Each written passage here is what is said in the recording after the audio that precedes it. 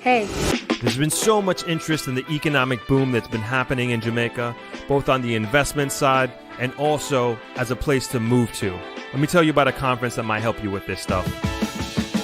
ThropX is a 5-day Jamaica investment conference that takes place from November 13th to November 17th at the beautiful Travelers Beach Resort in Negril, Jamaica. This includes 2 full days of expert panel presentations on all aspects of moving to and investing in Jamaica. This includes the brightest minds in the Jamaican real estate market, certified financial advisors from the most prestigious financial groups in Jamaica, banking professionals from the most esteemed banking institutions in Jamaica, among others. If you are thinking about moving to Jamaica, this conference is the perfect opportunity to have direct access to not only individuals who have achieved your dream of moving to Jamaica, but you'll also be among like-minded conference goers who are also trying to move to Jamaica. In addition, there will be 1 full day dedicated to touring both residential and commercial real estate for sale in the greater Negril area to give you a tangible idea of the real estate landscape in Jamaica. There will be exclusive properties for sale on this tour that you will not find listed anywhere else. If you are even remotely considering moving to or investing in Jamaica, this is the conference for you. This is the best way to dip your toe in the water of figuring out whether Jamaica is the right place for you to invest and to live. For more information, please visit thropx.com and join our mailing list. I look forward to seeing you in November.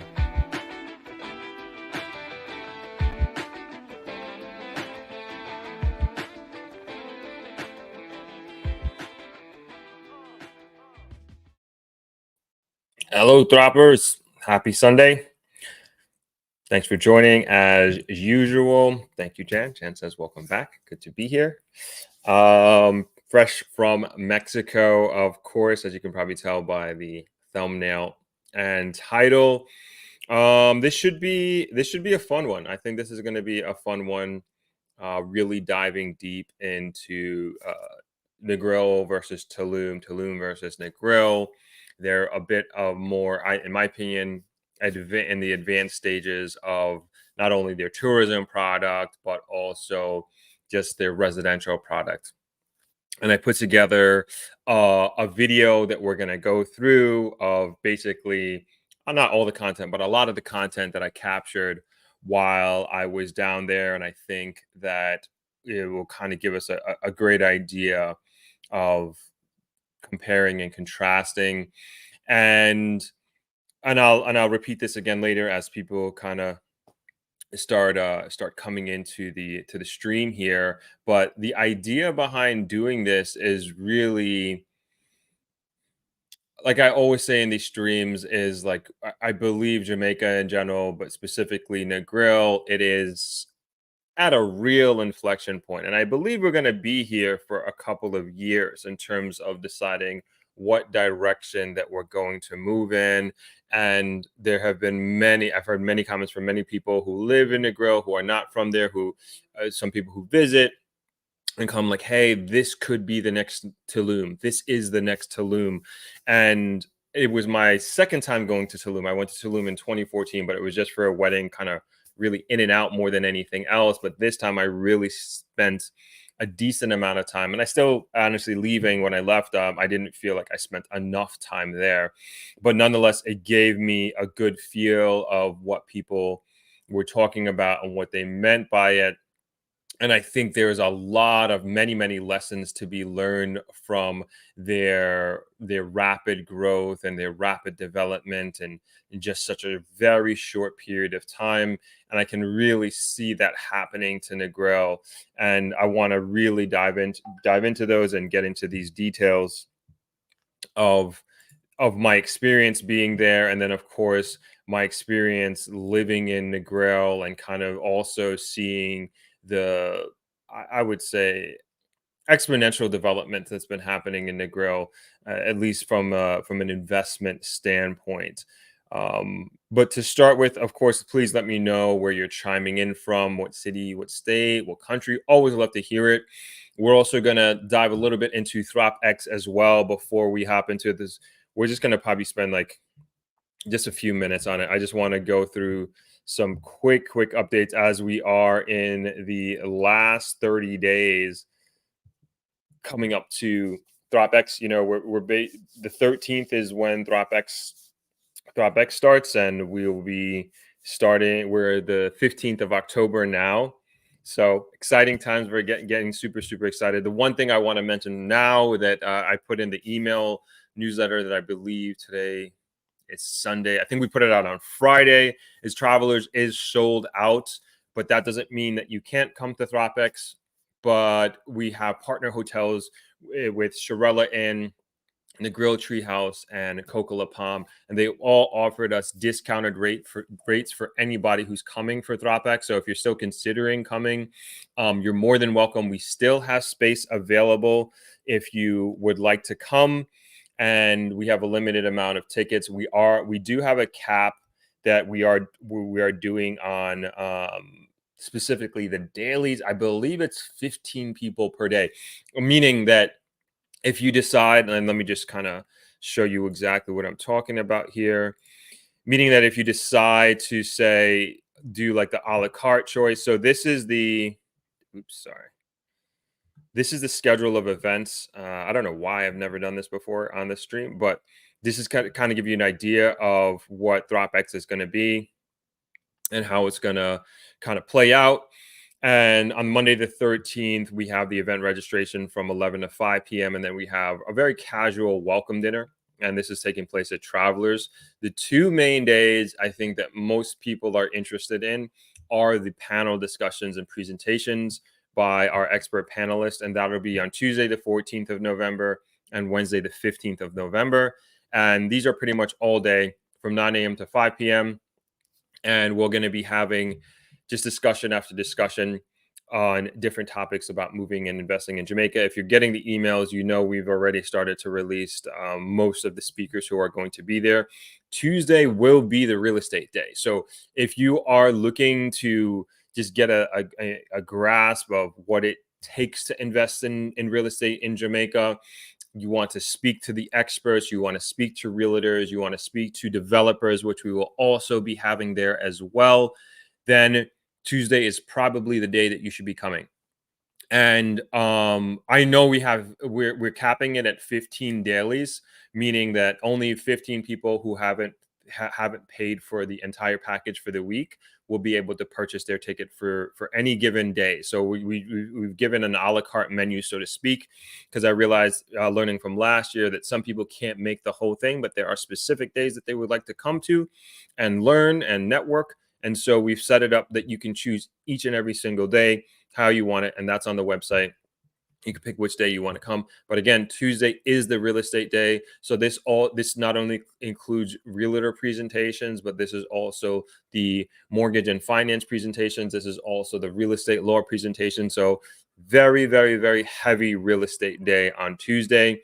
And then Wednesday, we have more panel discussions, and this is more mixed than anything else. But there is real estate rolling over into every day because I understand that is like the main reason that most people are coming to Thropex. It's to learn about investing in real estate.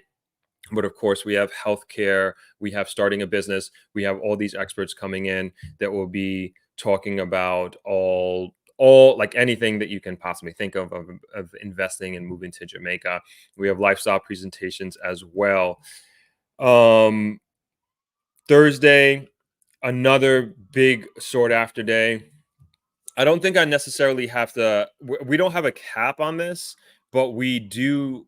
We will have to close this off as we get closer to the. I would just kind of thinking out loud here. It's going to be a week out from that Thursday. Again, another very popular day. People want to see different real estate that is for sale in the greater Negril area, both commercial and residential real estate. We do have. I think I've teased this before, but we do have an exclusive property that we are going to be showing. And this will be only for people who are coming and who will be there. And it's a development that's in the Negril area that you have not heard about. I can promise you that. And you will not hear about probably until early 2024. And so that'll be on Thursday during the property tour. We'll be unveiling that. And then another thing that I learned from last year is the nightlife, right?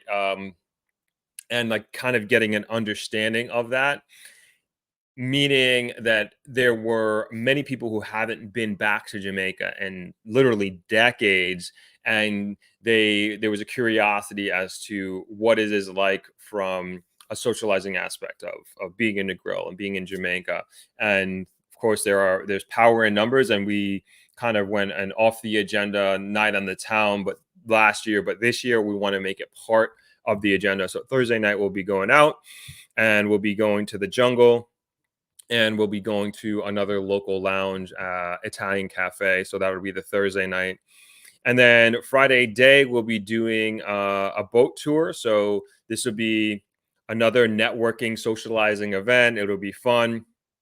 Just kind of hanging out during the day, watching. I don't think we're going to make the sunset because, we're definitely not going to make the sunset because we got the farewell dinner. And this is an all white affair. The farewell dinner is all white affair. Boat ride, you can wear whatever color bathing suit that you'd like. If you want to wear a bathing suit, it's up to you. And this should be fun. And it also gives you an idea. It will give you an idea of particularly like the West End, especially if you would have gone on the real estate tour the day before, because we will be going on the West End, but you'll see it from the road when we do the tour. And then the following day, we'll be on the boat, and you'll kind of see exactly what that looks like from the water looking in. So that's Friday. And then that evening we have the farewell dinner, which should be a lot of fun. So those are the Throp X updates. Just so you know, just to recap, Travelers is sold out, but we have our partner hotels that have many rooms available, and also offering discounts to anybody who would like to stay at those partner hotels for the week. Confirming many of the speakers, which is very exciting.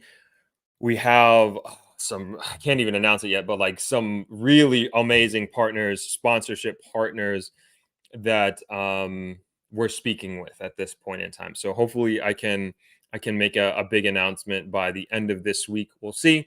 But very excited of the possibilities and the opportunity to for that, and to be working with these companies that we are in talks with at this time. So just so exciting, just having what I consider very prestigious international companies that are really believing in. I can't even say what I'm doing. I would say what we're doing, because this idea of ThropX and doing this conference really came from this community and doing these live streams. And I even say, for the most part, if you aren't on these live streams, for better or for worse, you probably wouldn't have heard about ThropX, or you wouldn't know about this conference. And it really is a grassroots movement, a grassroots initiative that the community, came up with, I would say about 2 years ago, maybe a little bit more than that, and just started having discussions about who we should bring, what we should do. And now we have these really prestigious institutions that are like, hey, I want to be a part of this. How can I be a part of this? And I'm very, very humbled by it all, and very, very thankful to be even in this type of consideration. And so exciting times for sure. Exciting times for sure. Let's hop over to the comments real quick, and then we're going to get into Tulum versus Negril, right? Hello, Donna. Happy Sunday to you. John says, happy Sunday, Throp and Throppers from Ottawa. Jan says, welcome back. Thank you very much, Jan. And yes, listen to Donna. Please hit the like button on the way in. Kingston 16, happy Sunday from Palm Springs, California. What's going on, Fitz? Checking in from ATL. Hello, Suzette. Happy Sunday to you as well. Thanks for being here. Thanks for being a Patreon. Really appreciate it. Stanley Franklin, happy Sunday, Throp and Throppers. Glad you are home safe. Thank you very much.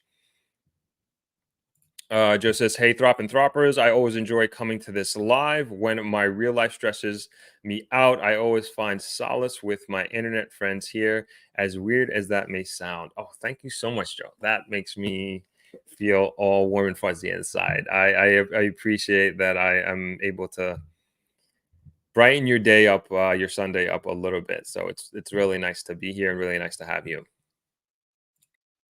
Cherie says, hello, everyone. Happy Sunday. Corey MPA. What's up, all from South Florida?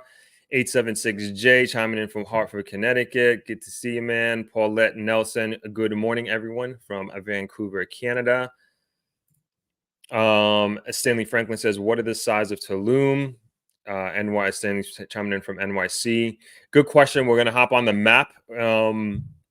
Off the top of my head, and you'll see as we go through this video, there's this is like so much comparisons in many ways to Negril just from a topography standpoint. When you're standing on that beach, like it very much reminds you of Negril. But I believe their beach, this is what I didn't look this up, by a local, told me that the beach is 11 miles, whereas Negril is 7 miles. So a bit longer for sure. Jan says, like the Throp apparel, got to buy some. Yes, I should make mention of that. So we will have merch. So we're definitely gonna have merch at ThropX, just for ThropX only. Unfortunately, I'm gonna try if I can to just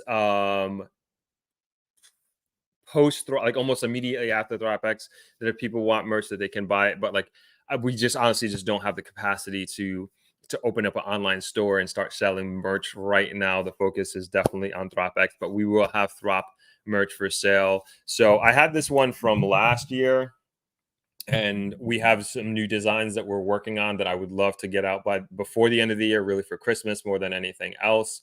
But yeah, this is just one of them, and it's just obviously Jamaica.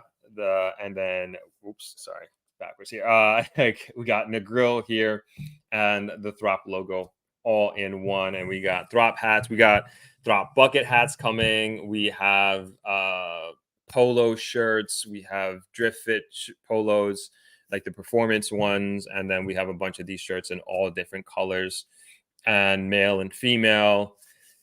Forget what else we have. But it's a lot of merch, that we have ready, and we have coming. So thank you for recognizing that, and hopefully this will just be my uniform for these live streams, and I don't really have to think about what to wear in the future. Tisha, hey Throp, tuning in from Florida. Good to see you. Mark McCarthy, what's going on, man? Greetings, Throp family. Hailing from New York. Enough respect, Jamaica, land we love, absolutely. Bula Wellington, hello everyone. Greetings from Jamaica. Awesome, good to see you. Joe says, I need to buy my ThropX ticket. I'm about to do a crazy Ochi to Negril commute from Monday to Tuesday because I need to be back in NYC for Wednesday. Wow, that would be crazy. That's quite the trip, Joe. Quite the trip. What's going on, Justin? Thanks for hopping on. Thanks for coming in. Kemi says, hello from Texas. I need to purchase a virtual event ticket. Yeah, the virtual event ticket it's going to be awesome. Like I think we're doing it differently from last year. We're actually talking to a company, just like kind of outsourcing the whole thing, and they just have so much more technology than in terms of the experience of the virtual of the virtual stream. So, and then somebody had asked about doing networking within the virtual stream, which I've never heard of. But this company that I actually hopped into a virtual stream that they did for one of their clients, and I thought it was pretty cool. But this company that we're talking to actually does that. So quite expensive, but I think from an experience standpoint for people who are coming virtually, I think it's going to be worth it. So haven't yet pulled the trigger on that technology. We're like right now the plan is still to use the same technology that we used last year, but looking into confirming this company literally this week. I mean, we're kind of getting down to the wire, but you're here on the live stream giving you a little inside baseball on how these things work. And I don't have any problem sharing that with you guys, but this is how it goes. Hey Rachel, what is going on? Rachel says hi, Throp and Throppers. Camille says hello, everyone, and also thank you, Rachel, for being a Patreon. Got your message. You believe it was yesterday, and I know I owe you and Simone a reply on there. So, yeah, you're getting that exclusive content on Patreon. Appreciate the support, Rachel. Please tell Mom I said hello. Camille says, hello, everyone. Enjoying Sunday from Brickell, Florida. Awesome. Love it there. Cool little town. Kemi says, are there replays for 2022 ThropX on that platform? Yeah. So the replays is there, yes, for 2022. It is not on the platform that we are considering for this year. But once it's like one of those things, like once we make a decision of putting our content on this platform, like that's it. Because excuse me, we want to be able, like, my whole thing is like you have access to the replays forever, and will forever be true. So yeah, kind of a big decision, I would say. It's a long-term decision. But like I said, I like what I saw. I like what I saw with that company. Shayna Love Coaching, happy Sunday, beautiful people. Good to see you, Shayna.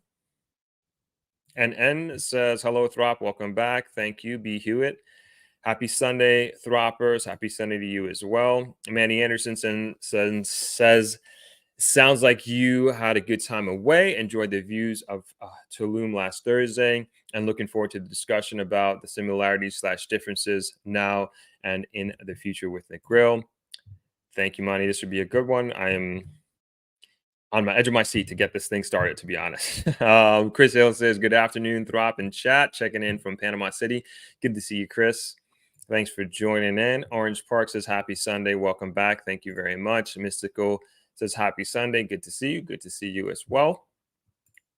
Camille Lewis says, hey, Throp. Good day to you and everyone. Thanks for joining, Camille.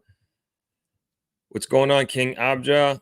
Greetings, Throppers from Toronto. Awesome. Andrew Blake, hi, Throp and family. Good to see you, Andrew. JT says, really pleased to hear about the virtual networking. Can't wait. You got it, JT.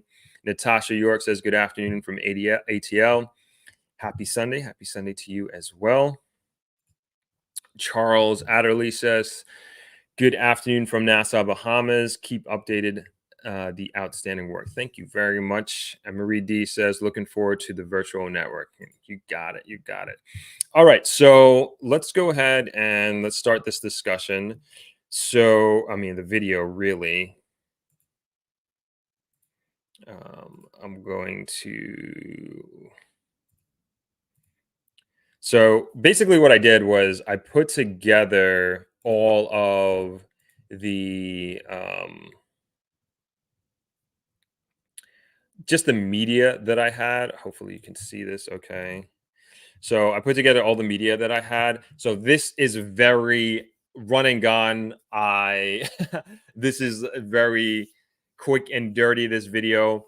But I think this was the best way to kind of present this to you. So hopefully as I play it, you can hear me and I can walk through. Let's see. All right. Hold on. Trying to get it as big. No, that's not what I want. Nope. Okay, we're going to stick right here. All right. So this is the group that I was with. This is the Paradise and Vibe. If you got the email newsletter, you already seen this picture. Paradise and Vibe is a wellness and yoga retreat group that does these retreats all over the world.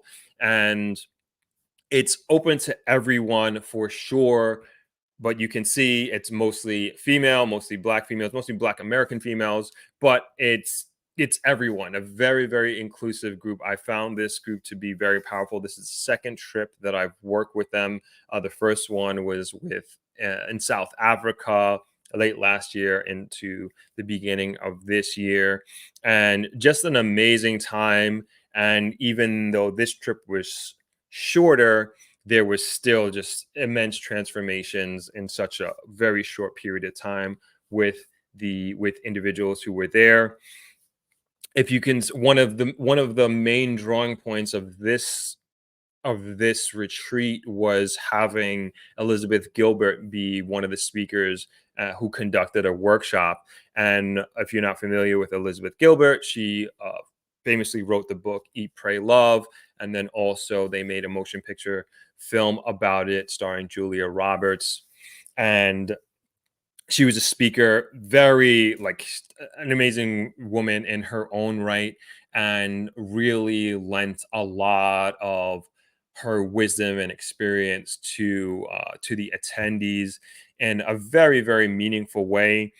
And it wasn't a situation where she just came for the workshop presentation and she just bounced. She was there the entire time. You can see her there on the boat ride as well. So this was their farewell boat ride that they had, and she was there like from the beginning all the way till the end, and interacting, making relationships, and just, I think, an incredible experience for everybody that went. So anyway, I just wanted to give a quick background on why I was there, and this is really me just documenting the trip. So we are playing the video, and I really don't even know what is coming up next. And so this is the yoga group. This is, and I'm going to be speeding up, slowing down, stopping, etc. as we go through. So just bear with me.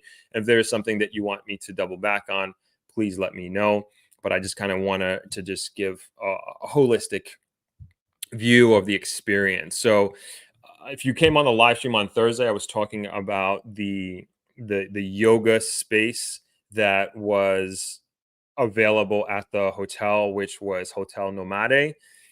And I thought this was a very beautiful space. They had like a little moat down here, and oh, got a little ahead of ourselves there. And so part of the retreat, they were doing yoga every single morning, and this is how they started the day. This is the first day of yoga. Very beautiful. The teachers, I think, were really on point. So I'm just trying to move this out the way. We'll just skip ahead a little bit. This is another day of yoga. I think that was the second day. This is yeah, we're going to be all over the place here, so bear with me. So this is when we first got to Cancun. So you fly into Cancun, and you take about a 2-hour drive from Cancun to Tulum. I said this on Thursday, I'll say this again. I did zero research for this trip. Like, I just showed up to do a job and kind of just take it all in. I had no idea that the trip was that long and that far. And yeah, it was it was quite the ride. Okay, so here we're moving into the hotel.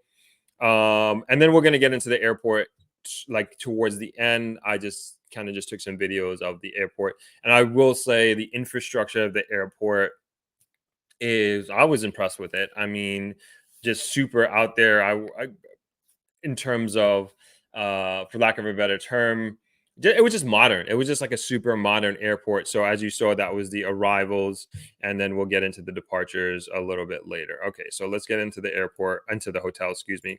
So this is the first hotel room that I stayed in. This is at Hotel Nomade, and I stayed in their tent. You kind of can't see, but this is the tent that I stayed in, and it's obviously not your normal run of the mill camping tent.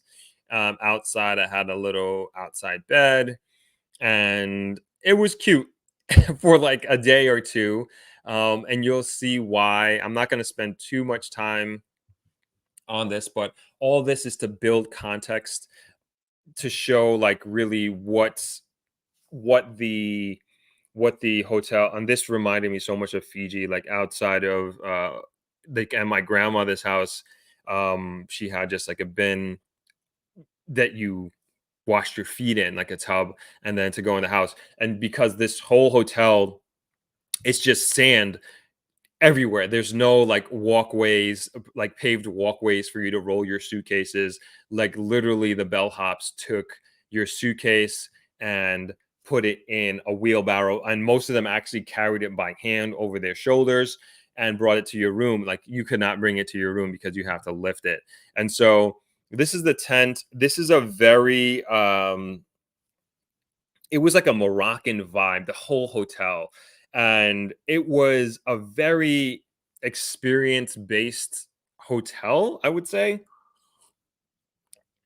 Absolutely, in my opinion, I thought it was perfect for for the group, for this yoga group. Like, it was very yoga centric, very wellness centric. They even had like a gratitude tent that was part of this part of the hotel. Um, Again, into the experience, the bathroom is outside, which we'll get to in a second. Everything is it's very low. Not everything. Most things are very low. The bed is low. As you can tell, just a second ago, like the indoor seating, like you're on these cushions. At the restaurant is the same thing. Some people liked it, some people didn't like it. But again, it's an experience. It's very much an experience that you're paying for, and you gotta be you got to be looking for this type of experience, right? And this is a very expensive hotel. This was we could hop on their website shortly, but this hotel was I think 600 at one this room I should say, because there are more expensive hotels than rooms than this. This room was $600 a night. And I thought that was crazy, you know. But this is not a hotel or vacation experience that I would choose to experience, and that's just the type of traveler that I am.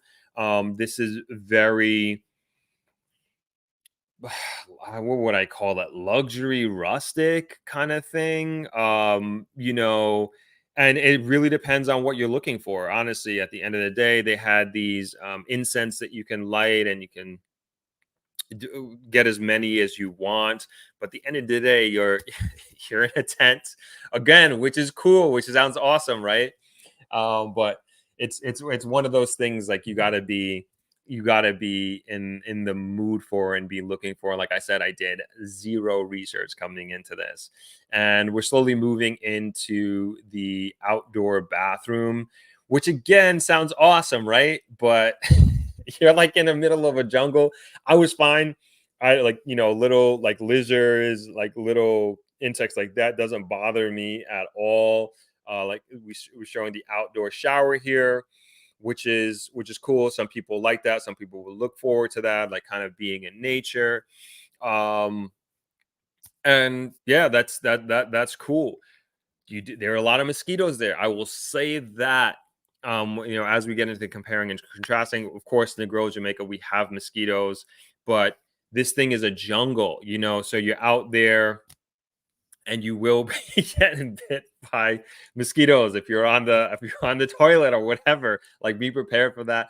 Yeah, so much so I forgot early in the video we're just showing that the hotel gives out insect repellent, but that just goes to tell you that just how many mosquitoes are there on a day-to-day basis, so to speak. So I think I stayed here, I want to say, for 2 nights. Beautiful. Like, as you can see, you get like all these amenities, shower gels, shampoo, conditioner. Yeah, I'm also showing, like, you know, middle of the night, you need to use the bathroom, going out here in the darkness, you're gonna be stepping on some stones, which is cool, right? It's just cool. It's like it's an experience. It's an experience, but you got to be looking for that. And what I was saying, like I was talking to like one of the admins for Paradise and Vibe, and we were just like, you know, this experience is, hold on, I think we're about to get into the review. Like, this experience is for like if you've never like grew up in this. So like the admin, she's from Ghana. Um you know, my parents are from two islands from across the world, Jamaica and Fiji. And I don't need to pay for this experience because like I lived it. You know what I'm saying? Like when I was just talking about like my grandmother like at my grandma's house, and I like had to step into the bucket to go inside because of the sand. Like I did that, you know. Like for some people, you know, maybe coming from like New York or coming from, you know, another major city in the United States or Europe or whatever, just never had that experience of like living in a tent or using an outdoor bathroom or taking an outdoor shower. Like half of I believe, you know, for those who like are grew up in country Jamaica, like you already know that. You've already experienced that. So you're like, all right, why would I pay for this to go and do this? And I was just saying with that PNV admin, she's like, yeah, this is for people that just have a very like normal lives and like need a little bit of adventure. They're gonna stay in this tent. And again, this is just one type of accommodation that this hotel has. I stayed in another room, which we're gonna get into in a second. But I wasn't complaining. You know, I wasn't complaining. I thought it was it was an experience that I was like, all right, this is cool. But we're gonna try something different. So anyway, I go into a room review. So yeah, I'm usually not one to complain. That's how I start off the video. I don't even remember what I say, but we're gonna go through the room review. There's a couple of videos here I'm saving. Like, this is going to be exclusively for channel members and Patreons, and so this is one of them. And we're gonna save that, and I go through all the details of what I think of it and who I think it's for, etc. So if you're a channel member or if you're a Patreon, you will see this video. I'm probably gonna post it sometime later this week, and you'll have that. So there's a bunch of videos within this video that you'll see that where I'm saving it especially specifically for channel members and Patreon. So that's the review on that room, and again, to much more details. So this is the second room that I moved into at Hotel Nomade, and as you can tell, like I was telling you before, like all the paths are just sand. You're in a jungle setting, bohemian setting, like very, sorry, it's freezing, very lush, like super lush right through. Pointing out the restaurant is right there, which is nice, very Moroccan theme. Unfortunately, I don't think I have any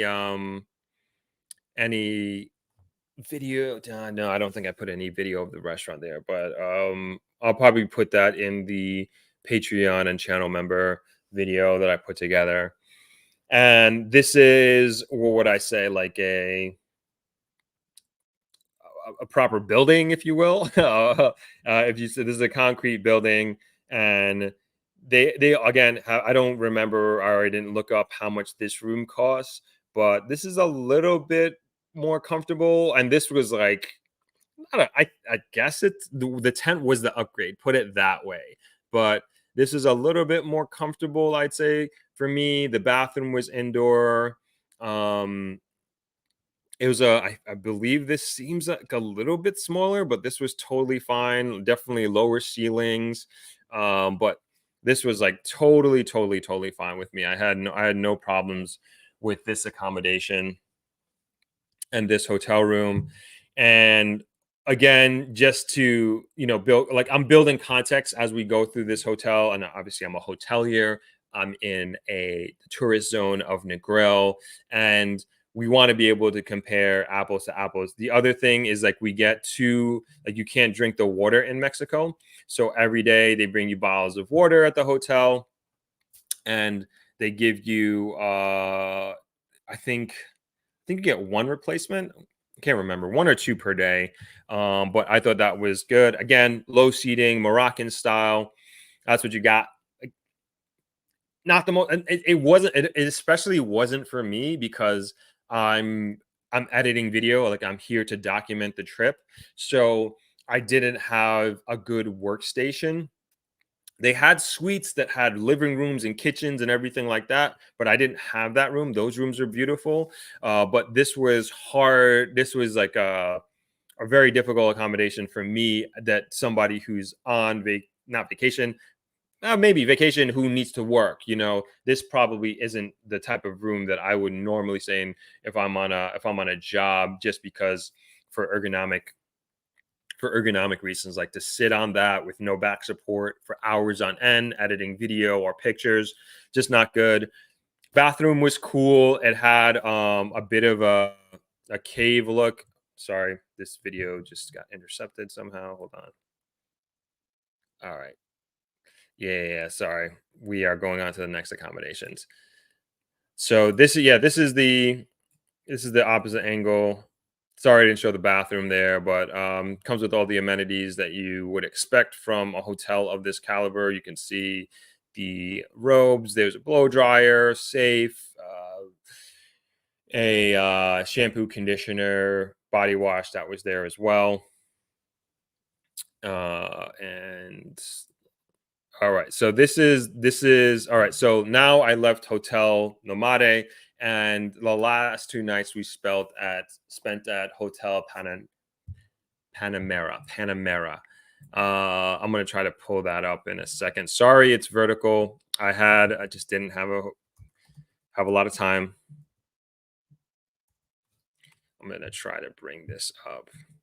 So I'm gonna try to bring some context with this.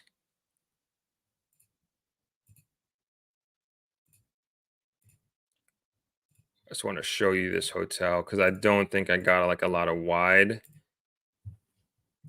So this hotel was 250 a night, less rustic, cool vibe.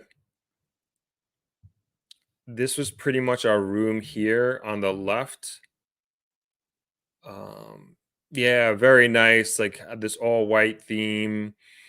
This was a pool. Didn't have a chance to go in the pool. Didn't have a chance to go in the ocean. As a matter of fact, while I was in Mexico, like my feet touched it. That's about it. But love the style of this hotel. Love the style of this hotel. Like really, really beautiful, really modern. Want to take you to the restaurant real quick. Food was awesome. So, and then they also, if you can see here, they have a dog menu for $100. Um, Tulum loves dogs. Like I've never seen it before. Like everywhere you go, it's like New York City. Like everywhere you go, people bring their dogs in the restaurant, in the hotel, on the beach. Like very, very, very friendly. Dog, super dog friendly place. Um, I want to see there, and they have no pictures. Hold on, let's see. So this is the main restaurant. I'm sorry they don't have any. Let's see if we have some pictures here.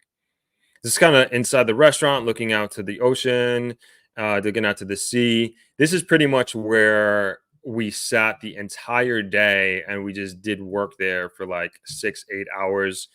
This is a drone shot of the restaurant and the property. It's their food. We're gonna get into food in a little bit, but just in general, the food in Tulum really, really great. And I think I have a lot to say on that, as a matter of fact, as we transition to the comparing and contrasting. Again, we're still in the phase of just building context. Drinks too are really, really good, especially like for me. Like I'll drink every now and then, but I definitely don't consider myself a drinker. Definitely not these days. And they had a lot of great um, fresh juices and things that were non-alcoholic, and I really appreciated that. All right, we're gonna get out of that. But yeah, just wanted to show the restaurant here. So again, we paid 250 a night for this room I'm about to show you. And this was less than half the price of Nomade, but this is more so, I would say, my style and my type of personal accommodations that I would go to. I think Hotel Nomade was perfect, spot on for Paradise and Vibe, what they were looking to accomplish, to give to the people and their patrons and their clients. And I thought it blended extremely well. It was just hand in glove, no questions asked. And that accommodation and that part of the trip absolutely was not about me. I'm just kind of giving my personal opinion on that. I see Joe, you're asking how was the seafood there? I'm curious because I don't eat meat. Seafood is amazing. We're gonna get into that. I'm gonna show you some pictures and some videos of that. Really, really good. Really good. All right, let's get back to the video. I wish I could have more than one screen up at a time, but that is not possible right now. All right, back to the video. Again, sorry it's vertical, but like I said, quick and dirty, that's what we had. So yeah, this is the room. King size bed. Sheets were great. In both hotels, like I said, Nomad I said in 2 rooms. I thought the sheets were great, the pillows were great, so the comfort of the bed was fantastic. Again, you get bottles of water being given to you by the hotel because you can't drink the water in Mexico. That was the closet. This was like the theme in Mexico, like this open closet theme. At least in the 3 rooms that I stayed there, I was cool with it. I like it, the open concept, um, and I thought it was convenient. Very, very, very, very nice bathroom. One of the best bathrooms that I've ever been in. I would say you'll see in a second why. Like the style, the open concept. Hopefully, I gave you a wide angle here, but this is the shower. Just lovely. That door. Hopefully, I open it. Let me see if I can get to it. Oh no, I went too far back. And you get these. Also, you get these linen robes as opposed to cotton robes. Again, you get the normal um, amenity. So that door right there, that opens up into the balcony, and so it makes it feel like you have this outdoor bathroom in a sense. Again, linen robes, which was very nice and not the norm. This is the balcony, great place to sit and work if you wanted to. But the hotel is definitely set up for these digital nomads. And I noticed that, and this is kind of a theme in Tulum that I noticed, is that the hotels were very open to having people that didn't stay there come and hang out, buy food, chill on the beach, um sleep on the beach, like do like spend their whole day there, and just being and sitting there for hours on end at the restaurant doing work. You kind of see people moving in and out. You kind of get the vibe and understanding of what people, how people Tulum, so to speak. And I thought that was cool that this was kind of the vibe and theme um in Tulum in general. This is our balcony. This was the pool. So this pool was just only for the people staying in the building that we were staying in. Again, I think I dipped my feet in there. That's about it. And the jacuzzi. I mean, just this. I mean, this part of the trip was just really just a place to lay my head and to do work, which I was fine with. It. I was very comfortable being here. The greatest thing about this room was this duplex concept, and then when you go upstairs, and that's our little private balcony, and then we have this second floor on the top, which is this jacuzzi is what they called it, which is more like a pool. It wasn't heated or anything like that, but it was. And I never. It's such a shame. I have shame to admit, like I didn't even go inside. I did not even go inside. But as this open air concept, and it was nice to have, but just didn't use it at all. I didn't use it at all. Uh, Another thing here, like this again goes into what I was saying earlier about the bellhops. Like they carried these bags up 3 flights of stairs. They carried my suitcase that I think I showed it in here. Let's see. Not that suitcase. So they carried that suitcase that's on the bench. Where's my big suitcase? And then that big suitcase right there. So that's a check luggage, and that is a carry-on luggage. And dude carried both of them at the same time up the stairs, and that has like a bunch of my equipment. That was 47 pounds. And I was just like, how are you doing this, dude? So I was just like really, really impressed. I mean, every bellhop I took care of, because I just like, these guys got to carry this luggage, and they're not, as you can see, they're not big guys at all. But I guess they're used to it. Just showing off the hotel Panamera. I will also say again, building context here, is that almost everywhere you went in Tulum, there was construction. There was construction at Hotel Nomade. They also have tree houses there, treehouse rooms in Hotel Nomade, and then Panamera. I don't. It looked like they were building some sort of atrium here. You could kind of. Oh no, you can't really see it in this picture, but you saw it. But every hotel can you see it in this picture? Nope, you can't. Oh yeah, sorry. So bottom right of your screen, like these guys were work the first night we got there, they were working past midnight on this roof. So this roof, they were putting down this sheetrock, and then I forget what that roofing material is called. It is completely decked already. So it's much further along than you're seeing here on the bottom right of your screen, and they worked literally all night. Didn't bother us at all. They were, I mean, if you can imagine like roofing, just laying the not the sheetrock. I forget what that roofing composite is called, but like they're just laying it down, very silent work. But they did it all night. I was just like very impressed with how hard and how late these guys were working. All right, so let's move into the beach, which we'll kind of get into. Like now we're gonna get into more comparing and contrasting at this point. So this is me and Winfield. We went on a run, and we are this is like our first time, at least my first time. We got there a few days before I did. My first time like really seeing the beach and going down and exploring. I think this we only went for a few miles. I think maybe 4 miles max, I want to say.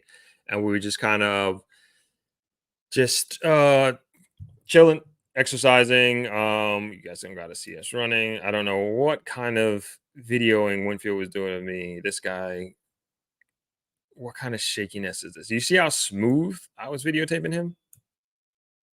Look at that. It's like I had a gimbal. Then you get to me. What's going on? I appreciate the video, Winfield. I appreciate it. Anyway, he's the photographer. I'm the videographer, so his pictures are way better than mine for sure, and probably vice versa with video. Wait, is this the hotel that we? That would be so interesting. Oh no, it's is it? Oh, so interesting. So we were at that's so funny. So this jog we took from Hotel Nomade, and then we just jogged up the beach, but we jogged past um Panamera hotel, which we would stay a couple days later. We booked this hotel the day before. This is kind of how we travel. Like this is last minute, last second. We didn't know where we were staying, and yeah, we just booked this hotel. And it's funny. A couple days before that, we ran past it, and I videotaped it without even realizing. Okay, let me not give you this shaky running video. And so, hold on. 1 second. Okay. So the point I want to make here as we go through these videos is that now we're getting into you understand what the makeup is, hopefully, of the hotels in Tulum. And they're very modern, very chic. And obviously I haven't been in every hotel, but as you go down the beach, it's like kind of the same, like, and I don't mean to make this sound like a bad thing, but it's like kind of the same thing. Like you know what you're getting when you stay in these hotels. Very modern, very I wouldn't say like, and it depends on like I guess Hotel Nomade is definitely a luxury hotel, but like it's a luxury experience hotel. Panamera, I guess you'd consider that a luxury hotel. I thought it was very, very nice. I was very comfortable.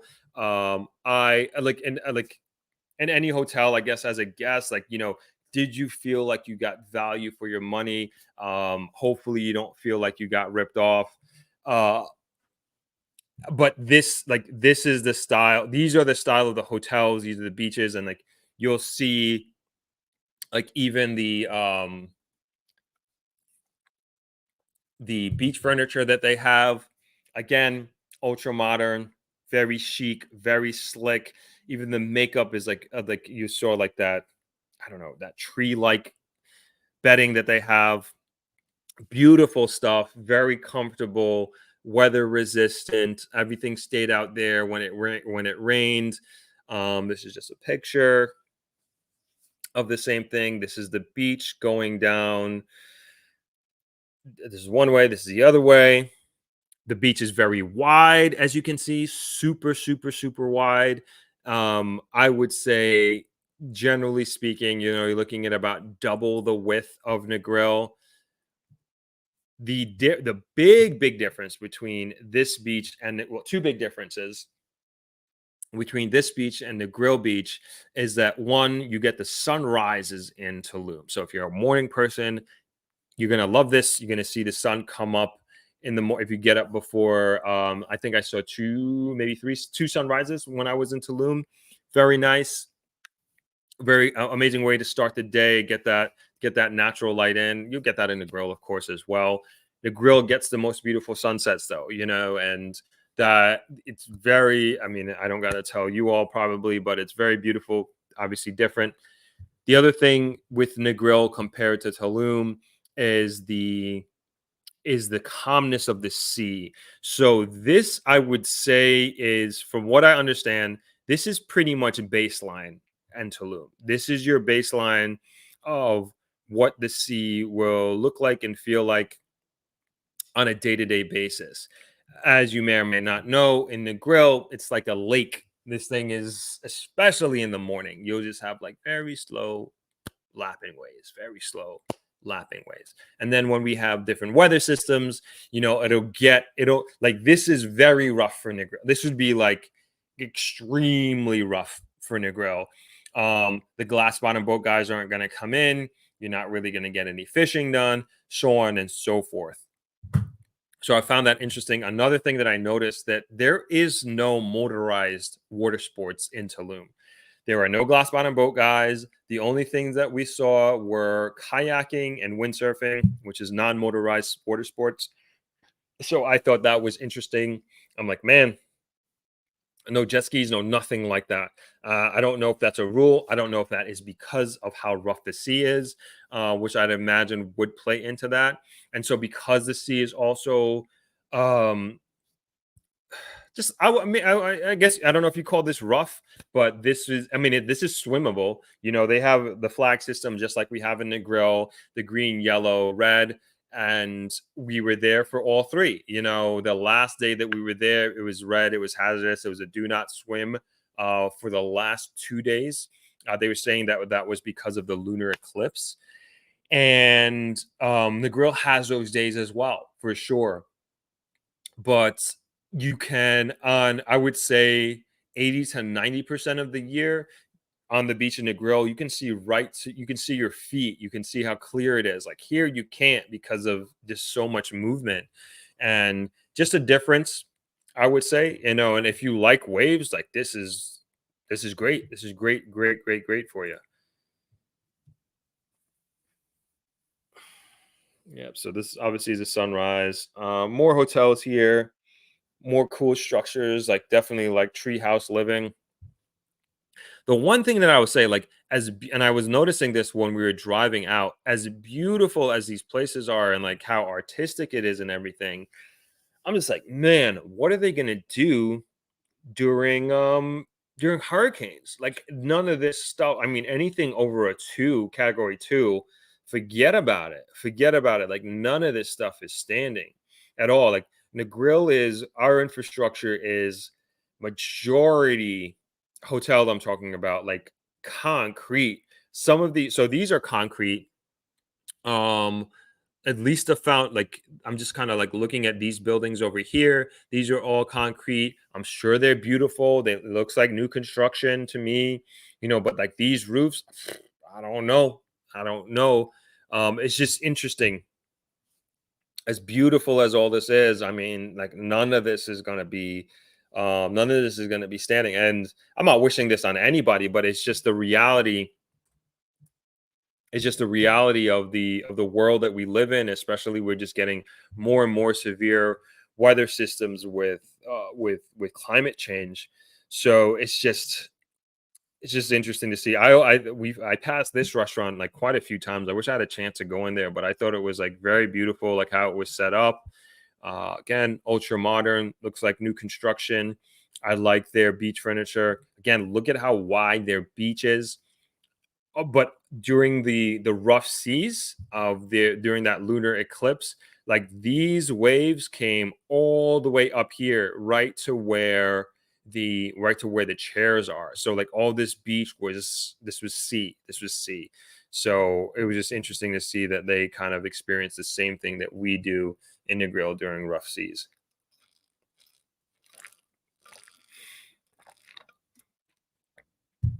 Yeah, it's the same place. Obviously, I'm obsessed. But yeah, another hotel, another oh yeah, this is the jungle gym that we went to. This is this is a very famous gym. We got here too early. They opened at 9 and yeah, it wasn't open. But I also want to make mention like this is like the vibe. And I talked about this on the live stream on Thursday. Like you will see tons of this. It's just young people laying on a towel, sitting down, chatting. And like you saw this over and over and over again. And again, another big difference between Tulum and Negril is that nobody bothers you on this beach.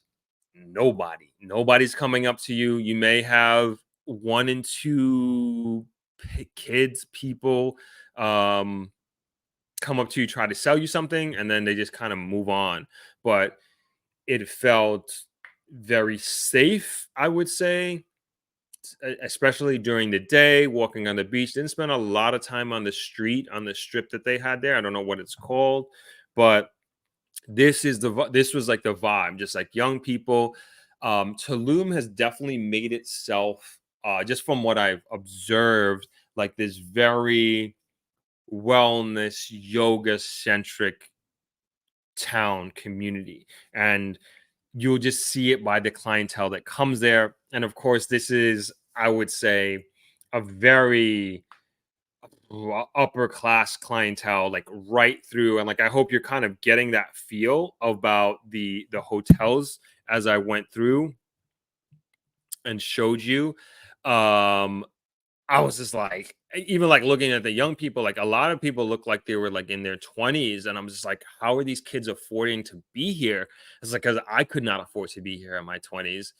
And I'm just like, and we're gonna get into the food as well. Like it's just not a cheap place, like period. At least this tourist area is just not a cheap place at all.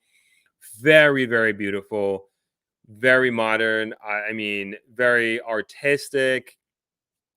I think it's beautifully done, really. Oh, that's kind of sorry.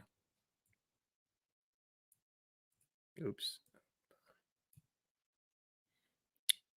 Like that's one, like that little girl, like one of the people, one of the little kids that would um people come kids that like come and try to sell you something kind of thing.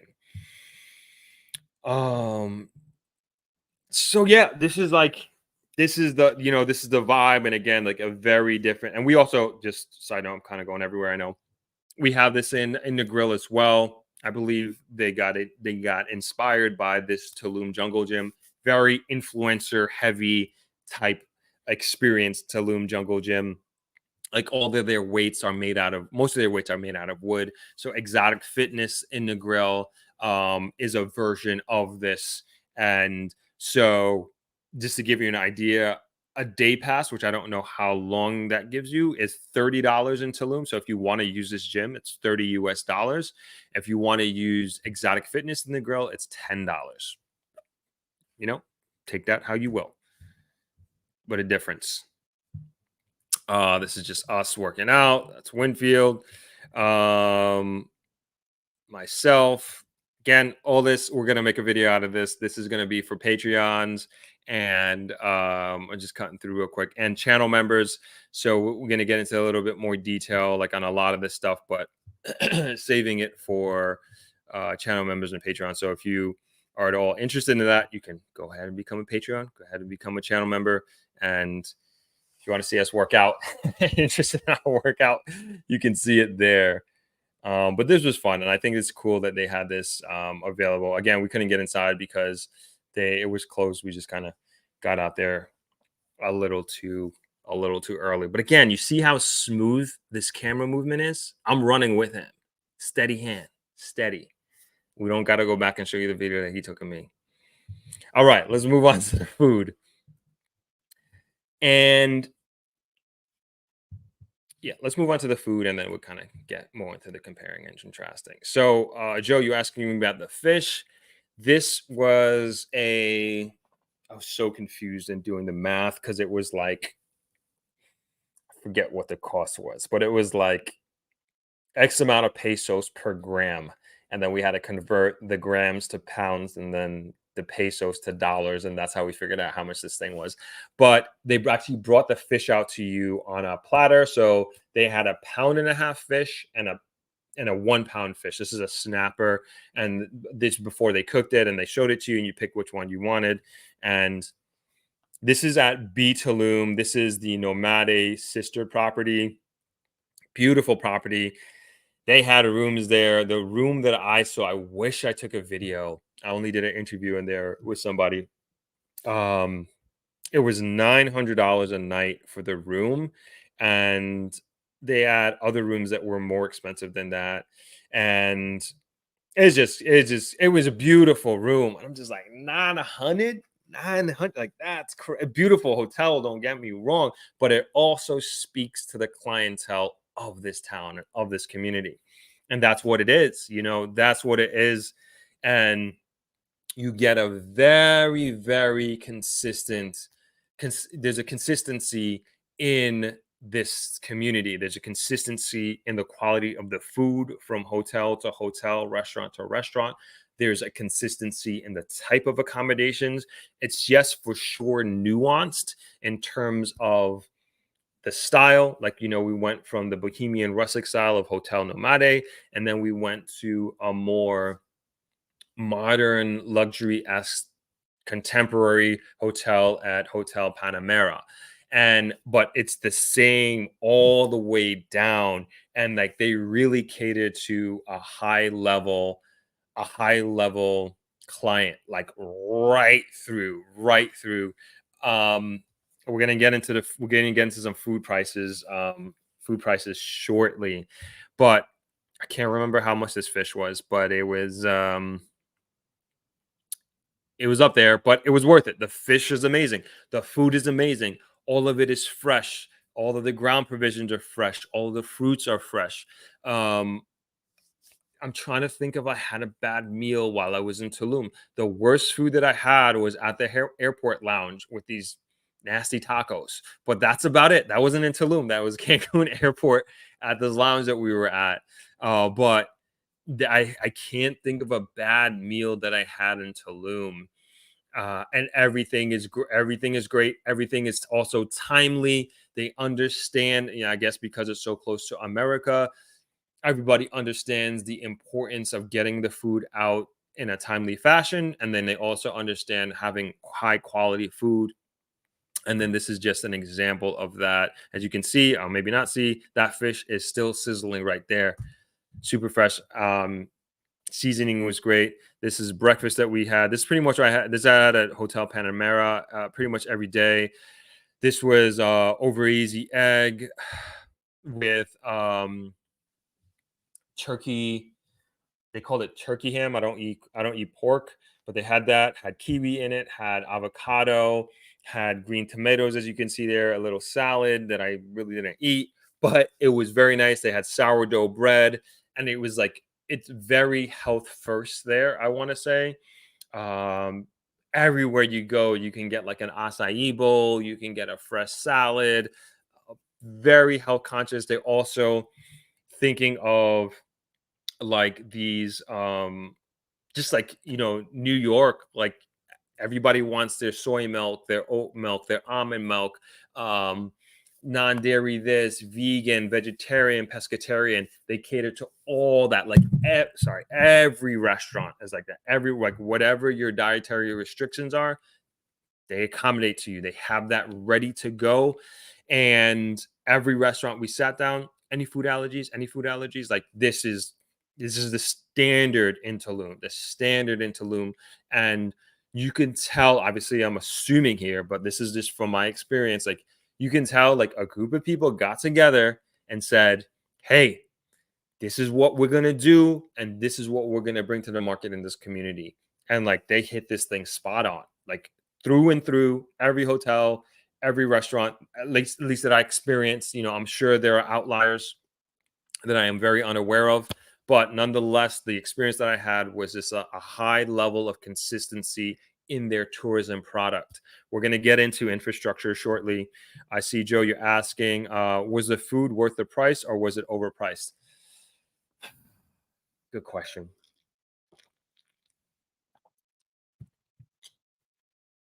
I thought it was overpriced.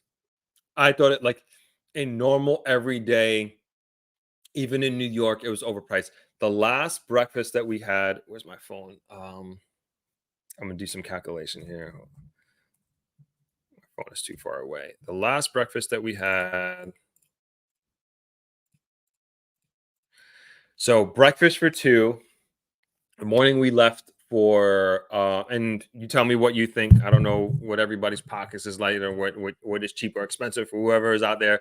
But we had the two entrees. So I had this same sandwich, two I believe we had two cappuccinos, um, a bottle of sparkling water.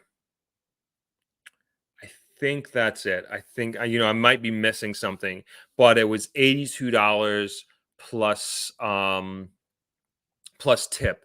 And so like the expected tip there is 15%. I gave 20% everywhere I went for the most part. And so basically $100 for breakfast for two people.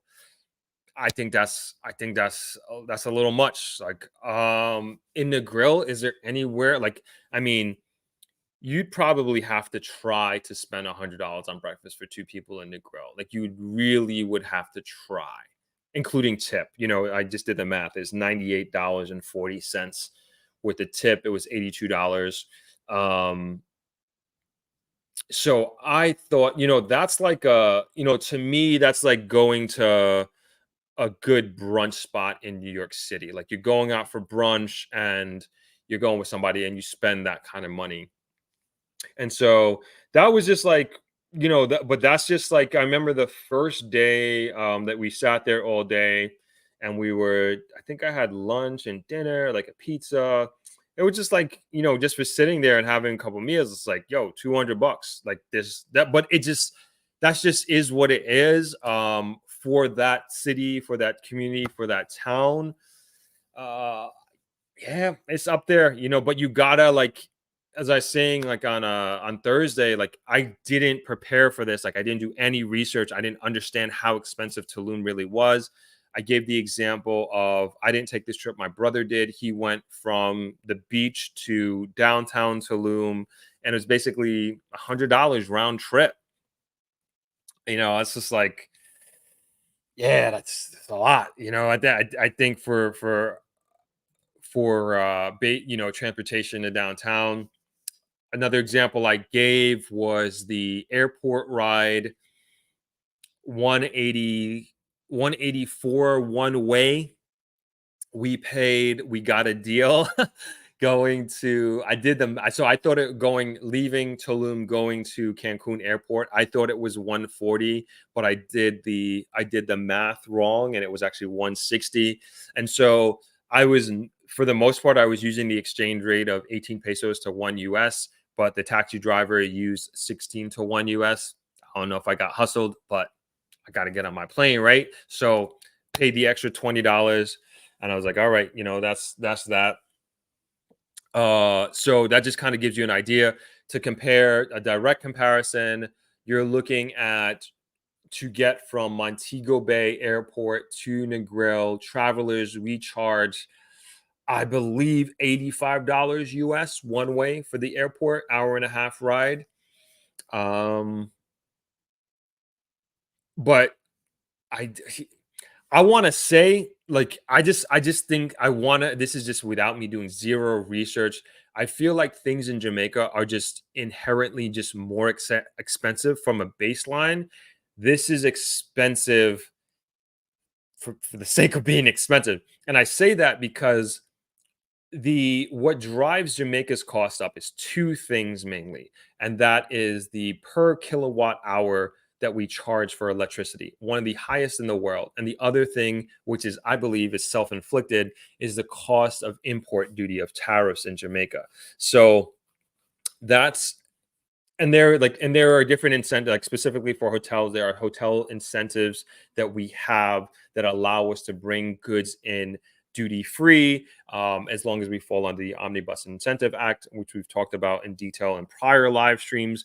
But those are the two things I want to say. And I don't know what type of tariff treaties that Mexico has in place with, say, US, but there are, you'll see in a video that the end part of this video, there are many, many, many US brands and companies in Tulum, like brick and mortar stores, of course, hotels, products, very, very like we don't have that in Jamaica. There are some US brands, there are many US brands in Jamaica, but not at this level.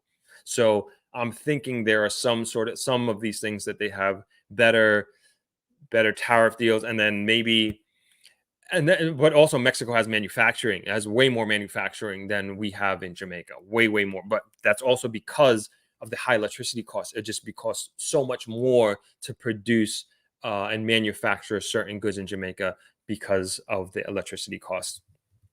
So, yeah, it's a good question, Joe. Good question, Joe. It's up there. It's overpriced, but you are, as I talk about.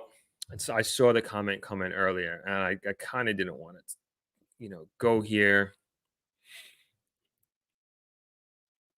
But I was talking about the peace and tranquility in Tulum, right? And nobody's coming up to you, and nobody's bothering you. You paying for that. You paying for that dearly in these prices that I'm talking about. You are paying for that for sure. It's in many ways, it's a it's a very controlled experience. By whoever. I don't know who controlling it, but like I said, the consistency is worth making a note of. The consistency of what you experience from hotel to hotel, restaurant to restaurant as you walk along and traverse the beach. It's consistent. You know what you're gonna get. There is really no surprises or anything like that. The service is great. The Mexican people are very nice, super accommodating, very, very hardworking. You can see it. I mean, um, I was having was it breakfast or no, it was dinner. Having dinner one night at Hotel Nomade, and like this guy ran over with my food. I mean, talk about on the hop. This guy ran over like they are moving. They are moving. Bell hops, as you can see. Like they don't mess around. Like we asked for water one day at Hotel Amera and Panamera, excuse me, and they took a little bit to bring the water. Like they were so sorry it took so long. I was like, "Yo, relax, it's no problem. Like it's fine." But they're on it. They're on it. So very, very nice people. Super, super, super accommodating. But again, if this is what you're looking for, and you're looking like you're gonna pay for it. And it's I don't know of other places in the world that you have this type of experience, but very, very purposeful, and you can tell very purposeful. All every taxi, I don't know, this is another thing I want to talk about too. um like every taxi that we took, like every taxi is pristine, clean. And I will say that same thing with Jamaica. Like most, if you're taking a chartered taxi, Jamaicans take immense, immense pride in I think just in general in their vehicles, period. And then a taxi driver, they take it to the next level. I'm sure you've noticed, like on any given day, even if it's raining, these guys are taking out a rag and wiping down their vehicles in Jamaica. Always smells good. But same thing I would say same thing in Tulum. Like every taxi we took, pristine, white taxi, smell good. The other thing that I will say just about in general about transportation, just vibe in general, is that every vehicle we took, every place that we went to, they were playing and catering to our musical ears everywhere we went. like they were playing like the latest hip hop, then they were playing like early 2000s hip hop. And I was like, I mean, they just got us, just period. And then we just like vibing in the car, vibing in the bus, vibing in the van. And I was like, at first I was like, yo, is this racist? They playing like all all this black people music, but I'm like, yo, if this is racism, I like it, because they were completely catering to us, playing top 40 music every single step of the way of the experience, even from the airport that we were traveling. And maybe they like it, because I remember even the taxi driver, like he was like spitting the lap. I forget what song it was, but he was spitting the lyrics. I was like, yo, this is crazy. But they're very in touch, very in tune with pop culture. They're very in tune with pop music, I should say. And I appreciated that. And I remember speaking with there was this dude who was looking to invest in Negril, and he wanted to specifically invest in um, a night day parties and nightlife. And he was just telling me about the difference between Mexico and Jamaica, Mexico and Cancun and Negril. He was talking about, and he's like, think about it. He's like, the music. And he was just saying that when young people come from the States, for example, and they come to go to parties, they don't understand, especially the new dance hall. They don't understand a single word that is being said in the songs, so they cannot relate to it. They can't relate to it, and they don't kind of develop this relationship with the music and the experience of the nightlife in this new country and this new place. And he's like, that's the thing that Jamaica is missing. It's just like, it's just too heavy dancehall, too heavy reggae to cater to the international market, to an international community. And he was looking to bring a concept to Negril that kind of bucked that trend. And he's like, he just doesn't understand it. Also, we talked about this interview with Bounty Killer, I think maybe over a year ago, and he was kind of saying the same thing in a very, he was just upset at the direction that dancehall, I'm paraphrasing here, he's upset at the direction that dancehall has gone in terms of its unrelatability. And when you counter that to Afro beats, it's just like they have taken over where dancehall was and where reggae music was, because they understood the idea of the relatability of having a good topic and a good beat that you can just vibe to, you can sing the chorus. And just current state of dancehall, like it just doesn't have that. And it's just like purely catering to 100% young Jamaican people. And it's just a very, very small market. And we've kind of, as an industry and as a market, we've just kind of lost our place in that market. And so this gentleman who's looking to invest in Jamaican nightlife and music, he just understood that there was a gap in the market. And he used Mexico as the example, like me going down to Mexico and experiencing that. I'm like, yo, he's right. He's right. Again, every single taxi that we took, they were playing hip hop and they were playing pop music. And I was like, yo, this is what's up, and I appreciated that. I hear the same thing and I didn't experience any nightlife in Tulum. We tried to go out. We were walking. It was just, honestly, I was miserable. It was just so hot. It was after 9 o'clock. I want to go to sleep. And we just like walking down the road to go to like the concierge told us about where like this area that kind of things were popping at. And we ended up just grabbing some crepes and turning around and going back home. It was very, very hot down there, and I was just like sweating profusely, and like we just didn't want to walk anymore, to be honest. But I understand that the nightlife down there is very electronic music heavy, and that's what's trending right now. That's like this EDM music, and that's what from a young person international perspective, this is what they're looking for. We don't have that. That's the vibe. But I think that also goes hand in hand with this free spirit, yoga, holistic healing, finding yourself and going on this journey, your journey, and finding out your path in life. This is what Tulum speaks to in a very, very big way. And again, this is all very, in my opinion, very purposefully done, very, very purposefully done in a singular direction. And even though I didn't experience the nightlife, I didn't experience day parties either, but walking past certain beach venues, you saw like it looked like a if anybody's been to a Vegas pool party, like Vegas is infamous for their pool parties. That's like one of the main reasons why I like going there. Like they have amazing, amazing pool parties, at Encore, at Wet Republic, like all these world famous venues. But it's like they took the Vegas pool party and they put it on a beach. I didn't see the party, but I saw the setup. I saw the speakers. I saw the tents. I saw the day beds.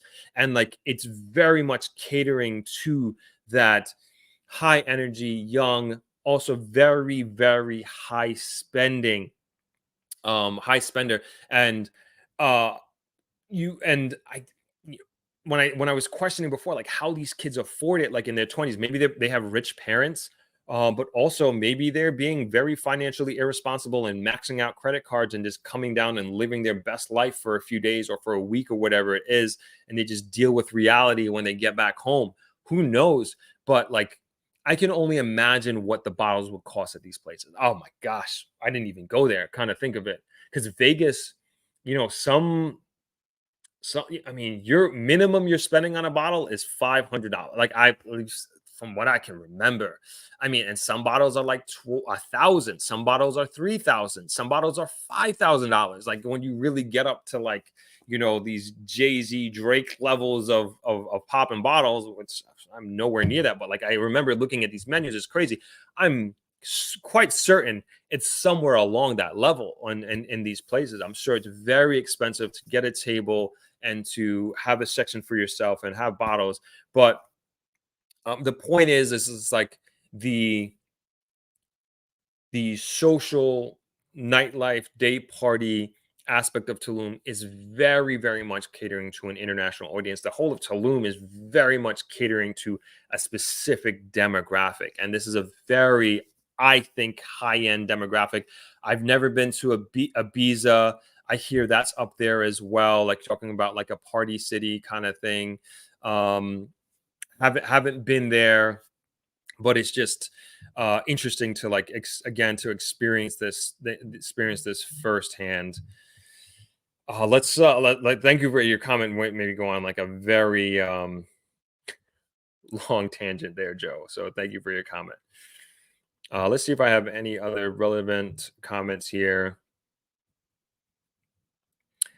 Yep, Andrew Mack, $82 for breakfast. Yeah, seems like you fell in love with Tulum. I don't know about that $82 breakfast. That'll definitely make me fall out of love with it very quickly. Yeah, everybody's saying that breakfast is very expensive. Yeah, like I said, I don't think we got anything special, but it's like once I understood the vibe, once I understood what it was, it's just like at that point, like what are you gonna do? Honestly, like that point, what are you gonna do? Joe says, I don't think brunch in NYC costs that much. Yeah. Brunch in Miami would have included 2 alcoholic drinks, Rachel says. Simone says that is high, and I have no problem paying for quality. I think that's what it is. It's just like if that's what you want, if like you're gonna pay for that quality, if you're willing to pay for that quality, you're gonna get it.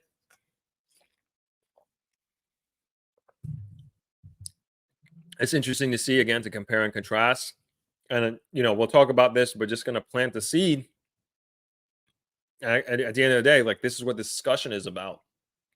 Do we want Negril to turn into something like this? Do we want Negril to get to this level of expensiveness? Something to think about. Could we go on this? Could this be Negril? If we did, what are the benefits? If Negril gets to this level where your cheapest room, and I'm not saying this, I'm in Tulum, like so nobody kill me for this, but what if the cheapest room in Negril was $200 per night? We go out. I'm not gonna say anything's impossible, but I can't see that. It's very hard for me to see that for this cheapest room in a girl being $200. Let's just go along with this fake reality. Could it be? Hold on, we got a bot in here. 1 second. What would that look like?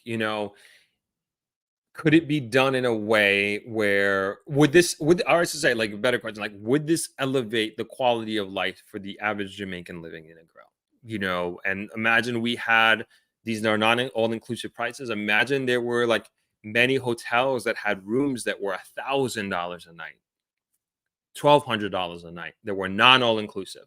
And I think it was, I forget who it was on Thursday had asked me something to the effect of, like, could you see these hotels working, one of these hotels working in Negril? And my answer to that was that if one of these hotels, you could literally, like, just teleport one of these hotels and plop it down in the grill, it would absolutely murder. It would absolutely murder. And they asked me, is there a hotel in the grill that you can think of that equates to a hotel like that? One of these hotels that I'm seeing. To me, on the beach, no. The two closest hotels I would say would be Ocean Cliff, which is on the cliff, which is a former spa retreat, and then the other one would be Rock House. And they're both on the cliff. I don't know of a hotel of this bohemian style luxury do I see on the beach. I just don't. And if anybody can think of one now that you've seen these videos, please let me know. But I can't think of one off of the top of my head. I'm just trying to find the who that person was. But you got what I'm trying to say. So yeah, just planting a seed. Hey, could Negril get to this? Do we want Negril to get to a level like this? Hard for me to see. Hard for me to see. Anyway, let's keep going here. Miss Cole says our food was all inclusive and it was hit or miss, except when we went to the hood of Cancun and had the best fish for like $50 for 3 people. Sharice says $75 to $80 from Montego Bay to Negril. It's reasonable, and the route taxis around town are so affordable. It's another plus. Yeah, I would say, like, they didn't have that. There's no route taxi, so we moved. So we went from Hotel Nomade to Hotel Panamera, and it was, again, 500 pesos. I think that's $30. Let me see. Yeah, $30. Literally, I think it was 3 or 4 kilometers. It wasn't even 10-minute drive. Like, and I was like, yo, we were like, yo, we here already? Like, this is crazy. $30. But yo, it is it again, it is what it is at that point. It is what it is at that point. Um, all right, let's keep going with the comments here. And then says, really loving this vlog thought. Thank you. Thank you very much. Let's keep going. Shane Love Coaching says, there's a bot in the chat. Yep, got the bot. Thank you. Thank you. I think I got it. Jay Fitz says, regarding the consistency of the product in Tulum, could it be because the hotels and restaurants are owned by a handful of companies? Yes. Somebody brought up the cartel earlier. I don't know, but without a doubt, it's just, I don't know if it's a handful of companies. It could be companies, a group of people. They got together, they sat down at a table, and like, this is what we're gonna do. And I'm sure, I can't imagine there's, like, somebody coming on that strip and just saying, they're gonna put up. I'm trying not to oust any business in the grill, but they're gonna put up some sort of, yeah, I was gonna say strip club, but something as extreme as that. You know what I'm saying? Like, this, that, like, it would be like so out of whack if somebody came and put a strip club like right on the beach in Tulum. I'm like, that is not the vibe of that beach, at all. Maybe there is a strip club. I have no idea, but like, to me, that would be completely out of whack. And so maybe there's some sort of body that regulates and allows certain types of business accommodations, restaurants to come to the beach. And beyond that, because in my opinion, that would not complement the vibe and experience of that beach. but it seems like they're like, hey, this is what it is, and it's kind of regulated in that way. Maridi, Maridi says, "Me still afraid of Mexico." You know, my dad said the same thing. He was like, when we were down there in Colon, he's like, "Man, I never wanted you guys to go to Mexico in the first place." Da, da, da, da. I'm like, "Man, we're fine." He kind of like put a little fear in me. I was like, "Oh man, maybe I need to be careful down here." He's at the end of the day, he's like, "You're still in Mexico." I was like, "Yeah." Emery says the younger people love Afro beats for sure. Andrew Mack says that's BS drop. I'm not sure what you're talking about. Might be taking you a little out of context there. Joe says it's trap dance hall now. Yes, that's what it is. And I always try to be like, when I hear music or new music, young music that I don't like, I'm like, am I the old guy like hating on this young people music? And I try never to be that person. And I try to be as objective as I possibly can because I listen to like all different types of music. Definitely hip hop heavy for sure.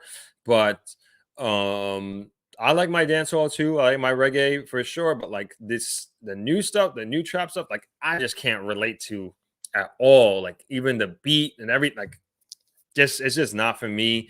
And I'm glad these young artists are getting an opportunity. But I just think of just the overall stance where dance hall lies and all the different types of music and genre that people can choose from. I don't think we're appealing to the masses at this point. Forever says they're copying Vibes Cartel. They need to copy the international dancehall artists of old. I think there's great opportunity in that. Um, Andrew Mack says nobody understands what Afro beats are saying, but it's still resonating with young people. Um, I mean, I guess it depends. I mean, on the most popular Afro beats, in my opinion, like some of the words you may not understand, but like that chorus you can understand. Like that chorus is just like, and also the beat. I mean, it's sometimes like you don't even need to understand the chorus because the beat you can just move to like very easily, and it's just like I wish I could play some of it, but I don't want to get demonetized here. Andrew Mack says, of course, they're going to be playing American pop and hip hop. They're catering to visitors that are mostly from the States. And so do we. The majority of our visitors in Jamaica are all from the United States. The majority of our market. As they say, if the US catches a cold, Jamaica sneezes, and we're hand in hand relationship with the US Canadian market. And I personally think that we can do a better job when I think of nightlife choices. Like I think and DJs, like I think we can do a better job to catering to that market. And I mark my words, like somebody's gonna do it. Somebody's gonna come to the grill. They're gonna put up a club. They're gonna put up a lounge. They're gonna do a day party on the beach. That's gonna do like literally take one of these concepts from Tulum and transform it and put it on the beach in the grill. And they're gonna print money. It's just going to work. I'm telling you, if you just understand young people and even like people, I would say people that you're maybe people in their 30s, they probably have a little bit further along in their career. They have a little bit more disposable income. You cater to that crowd, you're going to kill it. And on top of that, you're going to get locals with money as well, who are career driven, who can go out on a Friday night or a Saturday night, spend a few thousand Jamaican dollars, enjoy themselves with their partner, or maybe they're single, whatever have you. And it's going to be something different, something that is consistent, something that is not trap dance hall, and they play international music, and they're going to do very well. Very, very well. I don't have any doubt with that.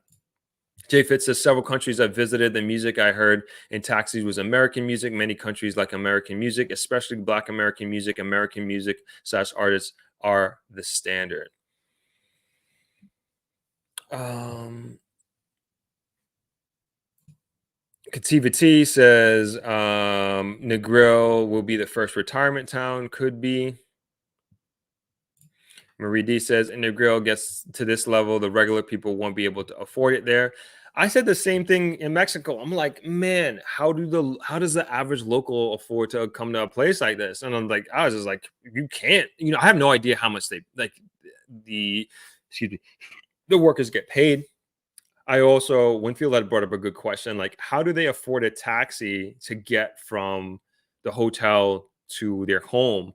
Do they have is there some sort of local bus? Is there some sort of transportation provided by the hotel? But it's just an interesting question. Interesting question. Shane Love Coaching says only if locals and hotel workers reap quality benefits if Negril goes that route. If that doesn't impact the locals or workers, then it's a no for me, dog. My Randy Jackson voice. I hear you. Same thing. Just kind of going back. This is going back to the question of me asking, should Negril go in this direction? What would happen if Negril did go in this direction and be this expensive? I agree. Like there should be like a very there a direct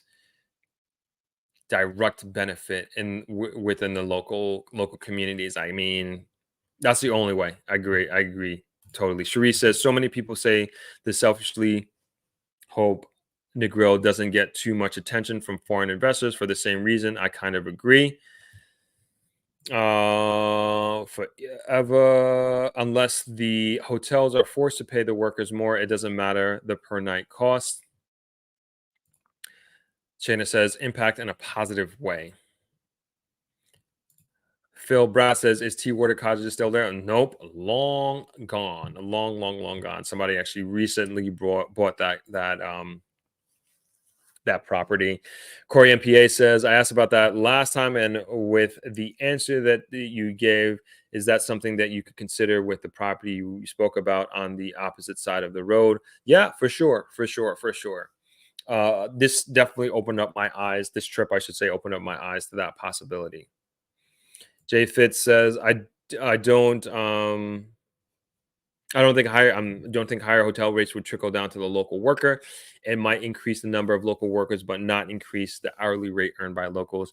I hope that wouldn't be the case. I really hope that wouldn't be the case. I would like it to be, I'm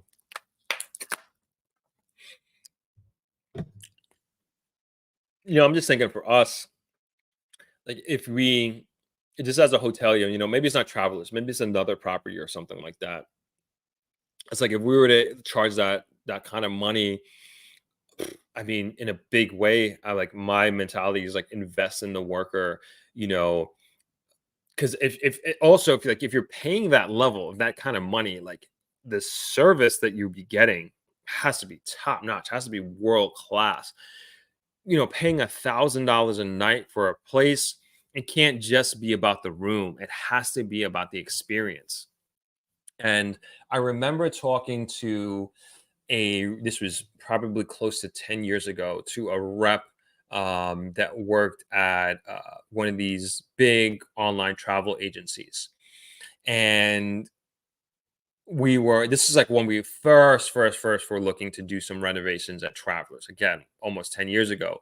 And he was just like, whatever you do, we're just kind of canvassing, getting feedback from our partners, also from our hotel clients. And he's like, whatever you do, don't go luxury. And the grill is not a luxury town. I was like, what do you mean? What do you mean by that? And he's like, I don't mean to offend you, but look at your setup. He's like, the town is dirty, the roads have potholes. And he was just kind of going on and on. I was like, man, he's right. And it's like the first time like this kind of consciousness was opened up to me, and like kind of looking at my town, looking at my home in this manner. And he's right. It's just like it's very hard to command those type of rates when the surrounding area and the experience of the surrounding areas doesn't complement that. And again, paying $1,000 a night for a room and a nice property on a nice beach and a grill is great, but like then what do you do from there? And it just it is what it is in this, and I'm saying it is what it is, not to say that it is and will always be this way. But when you look at Negril, like there's just so much more potential. There's like this town can be managed in a much, much better way. I do believe it will get there someday. I definitely do, but I don't think you can command $1,000 or plus. Like I'm saying, like average price for like imagine many hotels in Negril charging $1,000 a night. I mean, if you're doing that, you got it. It has to be like a Tulum where like the roads are decent, the beaches are clean. I feel like they have like a beach team. I like at least one morning when we were running, there was like a group of local workers that had bags and this was cleaning the beach, and the beach is very clean. The only thing that we saw was stuff that was washing up from the ocean, but it wasn't from people polluting the beach, like people throwing stuff down. Like it wasn't like that at all. Even in Nomade, like their theme was, then this comes very much from Burning Man, was leave nothing behind. And it was a very, I don't know if this was BS, but like this was like the theme, like environmentally safe, be one with the environment. And that is throughout Tulum. That is throughout Tulum. Again, I don't know if it's BS, if it's a marketing scheme, but it was a very prominent theme that you saw and read throughout Tulum and these different hotels and these different restaurants. Nala says everywhere in Mexico has superb customer service, speed of service, efficiency, cleaning, etc. It's really the only factor where it beats Jamaica. Can't argue with that. Can't argue with that. Nala has a point. Nala has a point with that, and because I really experienced that myself. Again, right across the board. And don't get me wrong, Negril, there in Jamaica, there are definitely places that have great service. But what Nala is talking about here is that's the standard. That's like the expectation. Like sometimes you go to places in Negril, like, oh wow, that was fast. But like imagine like everywhere you go, like your food comes out in a timely manner and the quality is high. Again, I can't think of a bad meal that I had in Mexico. Can't think of a bad restaurant experience that I had with Mexico. Like these guys and gals were on it. Simone says, I would like to see more consistency and quality experience throughout Negril/Jamaica. That's not all inclusive, but including Airbnbs. Agreed. Nala says Tulum was not as expensive, so that's Americanized before COVID. It really exploded because of the super lax restrictions. Yeah, I forgot to mention that. Like I knew so many people, friends and friends of friends, that during COVID they left America and they did work from home there. Like so many people. This became the mecca of the Western Hemisphere digital nomad. Like, well, at least one of. I heard Colombia was kind of like that as well. And to your point, Nala, I think that's what also drove up the price. Even one of my friends, he went to Tulum a few years ago. He's like, it was expensive, but he's like, it wasn't that expensive. He's like, yeah, that's like I was talking to him. He's like, it just exploded. It's completely exploded. So it's also like, man, is this sustainable as well? Is this going to continue to go up? We're going to get into that in a sec. I keep forgetting about this video, but I want to get through some of these comments. Marie D says, yes, customer service in Jamaica needs to be elevated. Faiva says, you're the old guy, Throp. When we were young, there was a lot of copy music as well. Thanks for the reality check. Shayna Love Coach says, some people can say the same about visiting Jamaica. Don't go to Jamaica like the Mexico equivalent. Yeah, I could understand that. Monty Anderson says, can't get over the water thing. Water, when you get it, when you can get it, much better in Negril than it is here in the States. Not being able to drink the water is a game changer for me, for sure. And like that's one thing I'm definitely proud of Jamaica, is that we are the place where the island where cruise ships come to fill up their water and on their ships. And yeah, our water is great in Jamaica. You can drink right from the tap, no problem. Jan says, like the variability Negril offers, cheap, reasonable, higher end, expensive, and exclusive all have their place. Expensive for the sake of being expensive, though, is not my cup of tea. Well said. Chris Charles says 118 people watching, only 57 likes. Like this up, fam. Would appreciate that. Would definitely appreciate that. Shane of Coaching says, no, it's not you. Most of the current hip hop music is trash. I think so too. And like I'm a music I consider myself a music connoisseur. Again, like I grew up in music and listening and playing all different types of music, so I can appreciate good music from any genre. And hip hop is where my heart is at. And man, sad state of affairs. Uh, Black Cadillac says Negril is full of Canadians doing karaoke. Right. Kavia says this is what Waves is trying to do, but I don't think they'll be able to execute it properly. It looked like they made Waves is a venue in Negril on the beach. You're looking, it's a little past Jungle. What is next to it? It's next to Lazy Days. They've made some improvements. I thought it was very nice actually. I see what they're trying to do. At least I think I do. And it looks like they're going in a certain direction, which I think is pretty awesome. Andrew Mack says the last time I was in Jamaica, I did a day boat trip, and the music being played was all hip hop. Cool, cool. Let's see. Bula Wellington says maybe it's because the locals can't afford it. Why you don't have the harassment? Could be. I think it's some because like, and like the other thing is like to this comment, right? You hear about like the like Mexicans trying to cross the border into the United States. Mm, my bad. Trying to cross the border into the United States because of lack of opportunity and looking for a better life across the border. And I'm like, yo, why aren't they on this beach hustling all these rich people?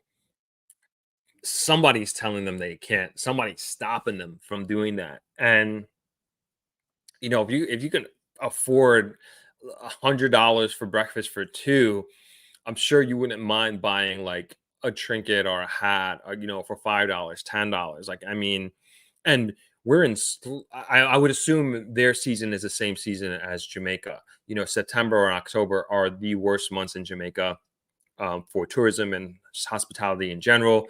And when I got off my plane, the airport was full. I mean, there were like two or three planes coming at the same time. Maybe it was a bad time. When I got out, if you could see on the video, like there was massive amounts of people, like for slow season, and I can only imagine what it like the rooms that we're staying in now, what they cost in December, February. Oh my goodness.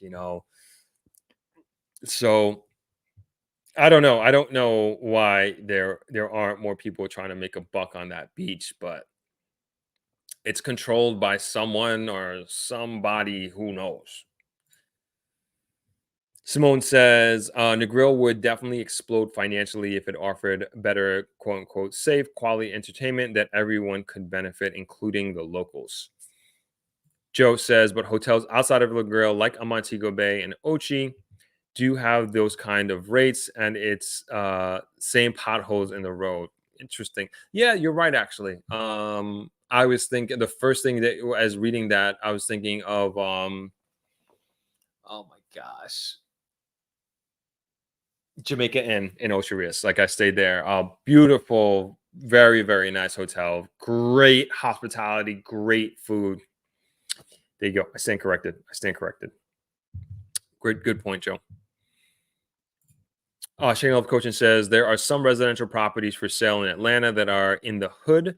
Some of the starting prices are 500,000 minimum. Granted, that may not be like long term. Ain't no way I'm investing $500,000 into certain areas in ATL. Comparing concept of high prices in Negril and current conditions. Jay Fitz says in India we pay for the taxi services are provided a shuttle service to and from work for each worker. Gotcha. Leon says $1,000 a night in resorts don't usually work, but villas give you that long bang for your that bang for your buck, more tangible ROI. Oh, hey Lisa, how you doing? Thanks for chiming in. Nala says the Mexican government has workers that come out to the beaches every day to clean. They also have an advanced trash system, trash recycling and composite. Would be wonderful if implemented in Jamaica. Yep, I think so too. We're missing that. We're missing that for sure. For Eva says they would 100% pay for a massage on the beach for $100 to $200 an hour. It would be a good hustle for Mexican workers. Yeah, I agree. All right, let's wrap up this video. All right, we're on food. Went down quite the tangent. Yeah, even their drinks. So, like I said, this is a spot that we just sat in all day, did work all day. Um, this is how they serve their coffee and like these little things. Like I just appreciate presentation goes a long way. Obviously, Mexico very famous for their guac and chips.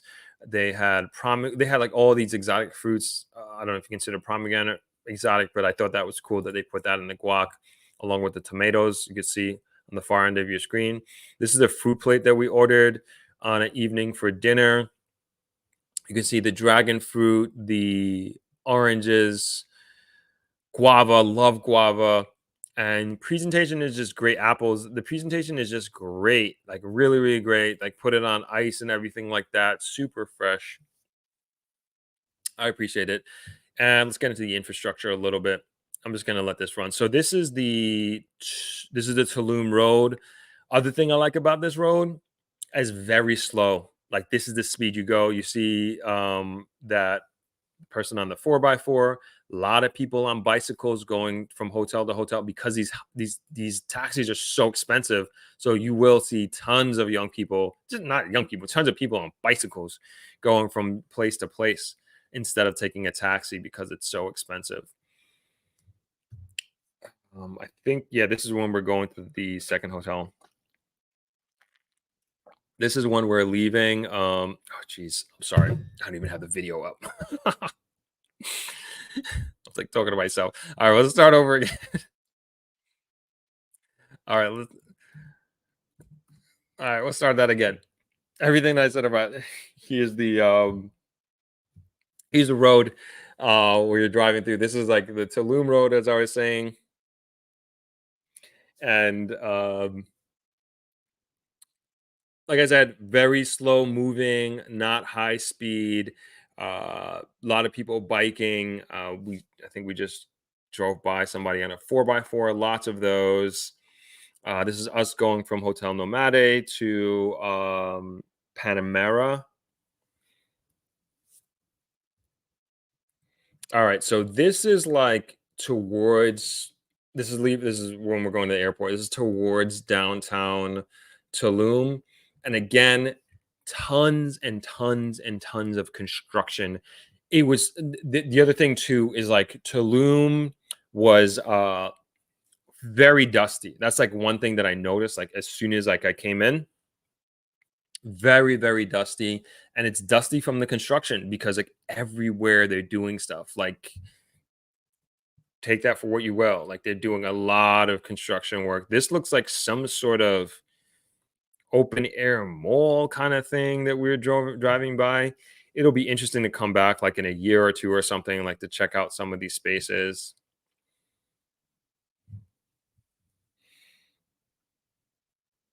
Yeah, I don't know what these places are, so I would tell you. But yeah, nice wide walking path here. Lots and lots of construction. Lots of like these are trying to see if we can see what that is.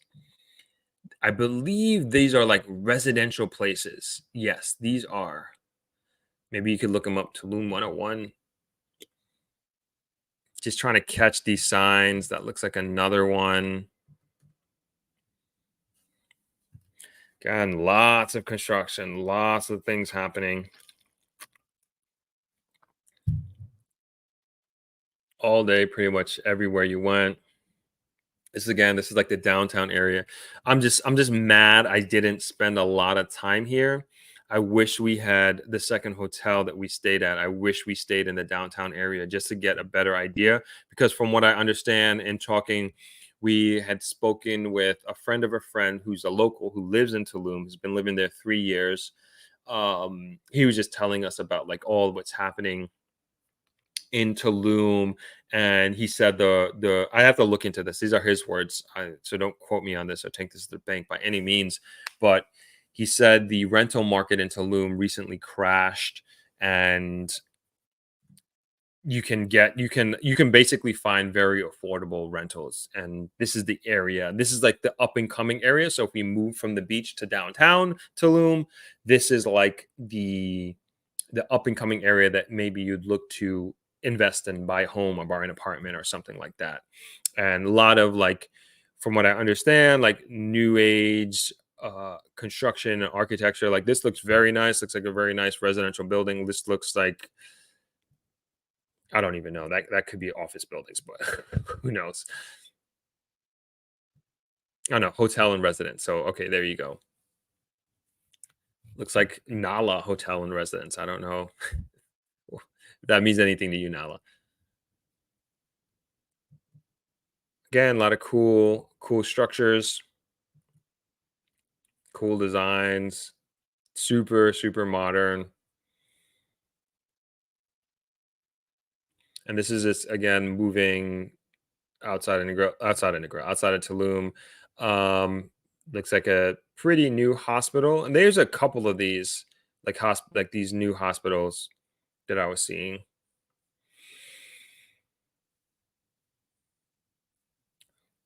All right, and so again, sticking with infrastructure, somebody's asking me um, about the roads, and yeah, this is the road. This is their highway, super smooth, like through and through. A lot of their hotels like are like that. Like, this is the hotels like you see on the highway.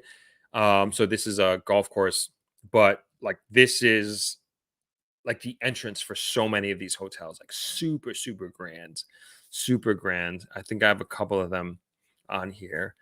But yeah, the roads are very smooth.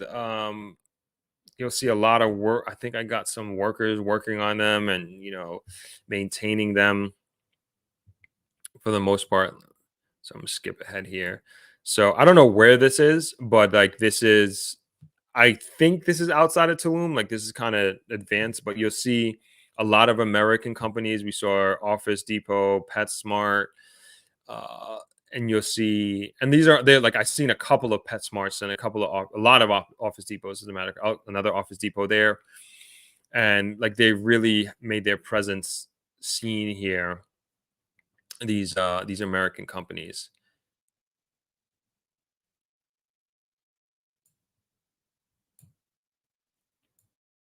Okay, so this is the airport. Very modern airport, I would say. Like, great infrastructure coming in, very organized in terms of how the roads go. Oh, I looked up, I totally forgot, but I'd just be interested to know off the top of my head the how many tourists that they get per year.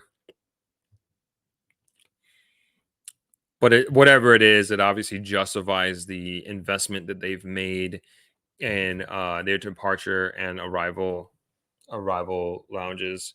Joe's asking, do the taxi drivers speak good English? Yep,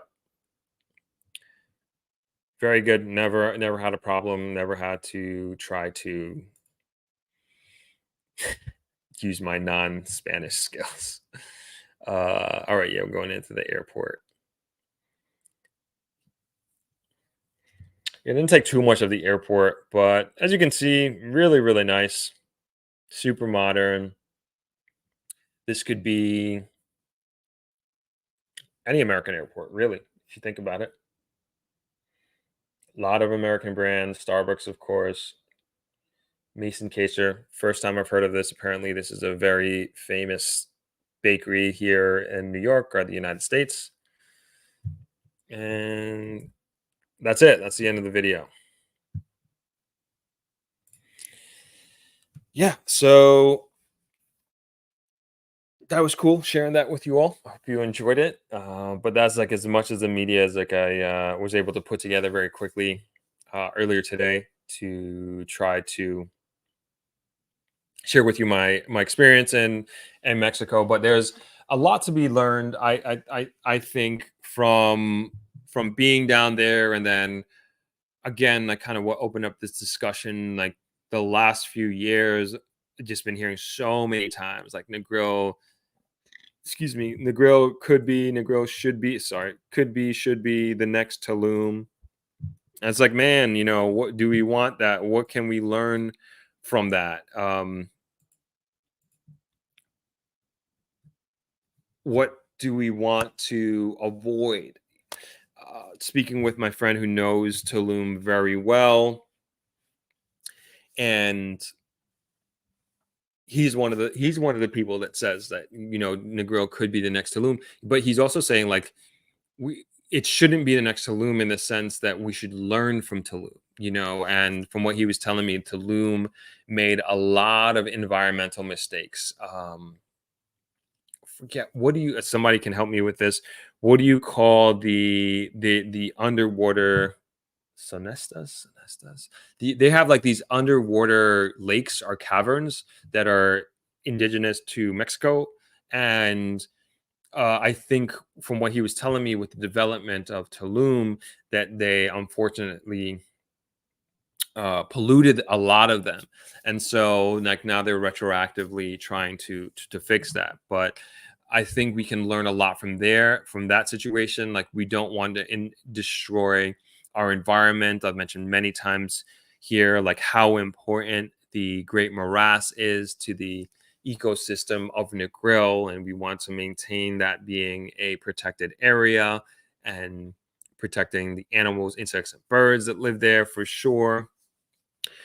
But I would love to see more hotels, more residents of this nature, of this being this modern in the grill. And I think that sort of thing that we should be welcoming and we should be excited by.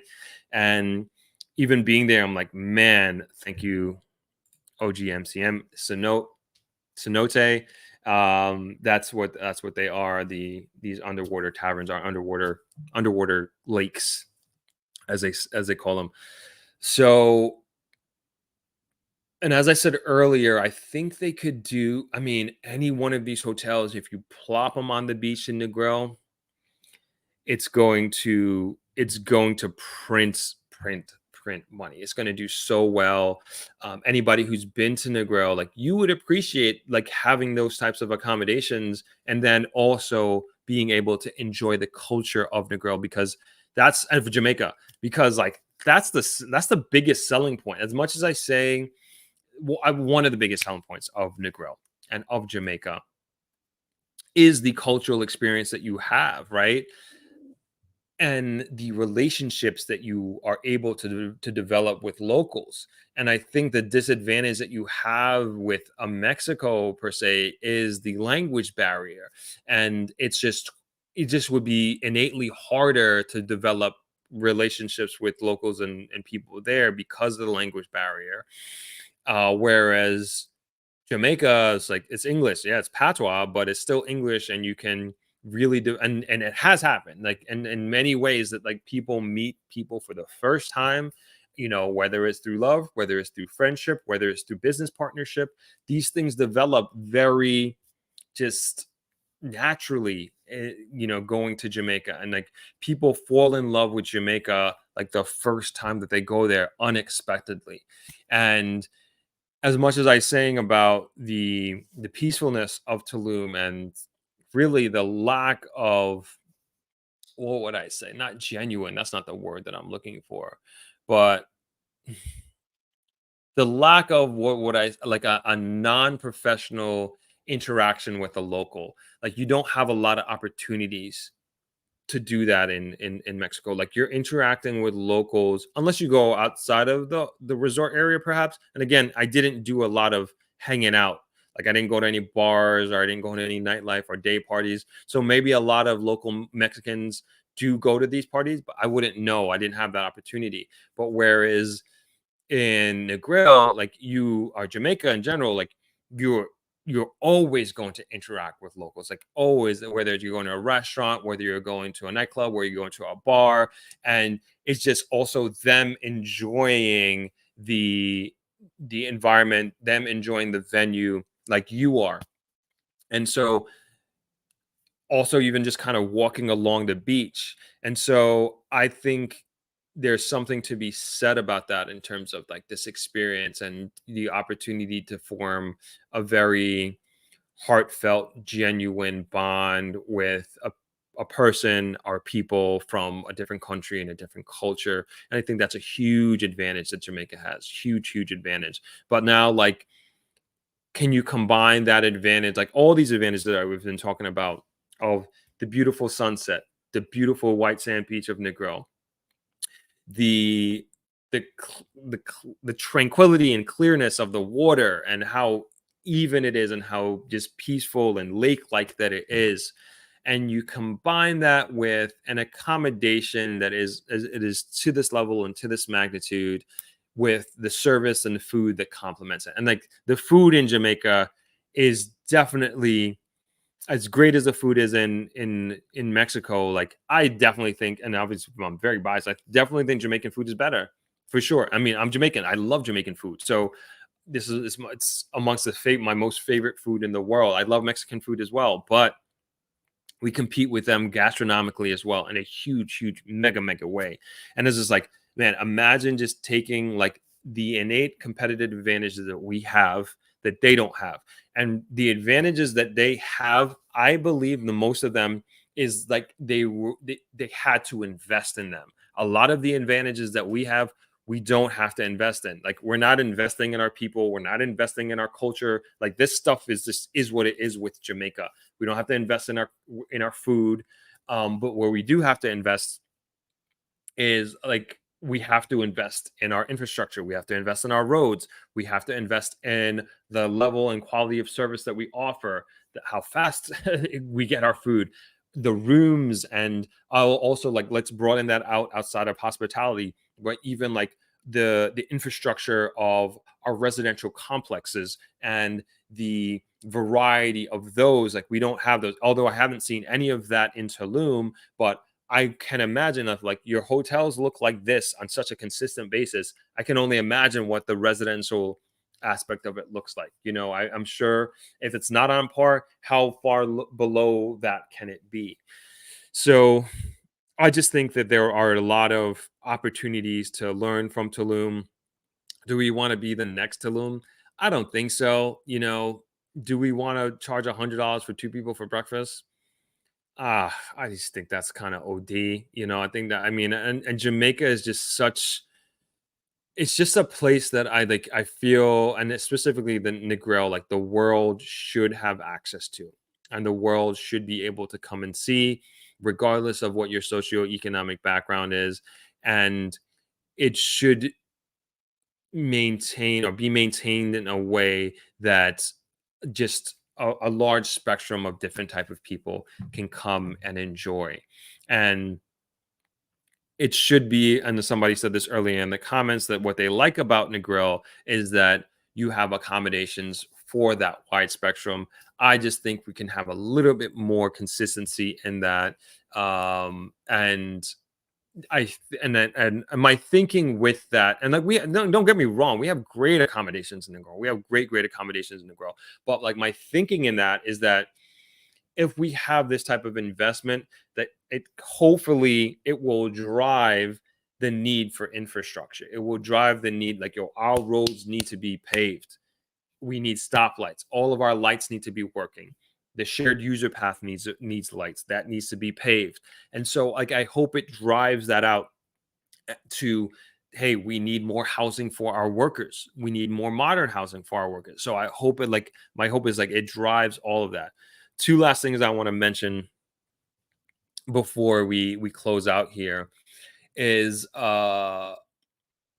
speaking of infrastructure. So Tulum is getting its own airport. Supposedly that's coming in 2024, and they're also getting a modern train system.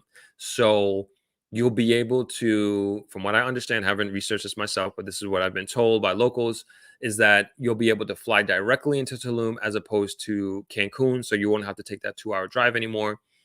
Two, you'd also be able to, I don't know if this is a train system from Cancun to Tulum or from Tulum Airport to downtown Tulum or Tulum Beach. I'm unsure of that.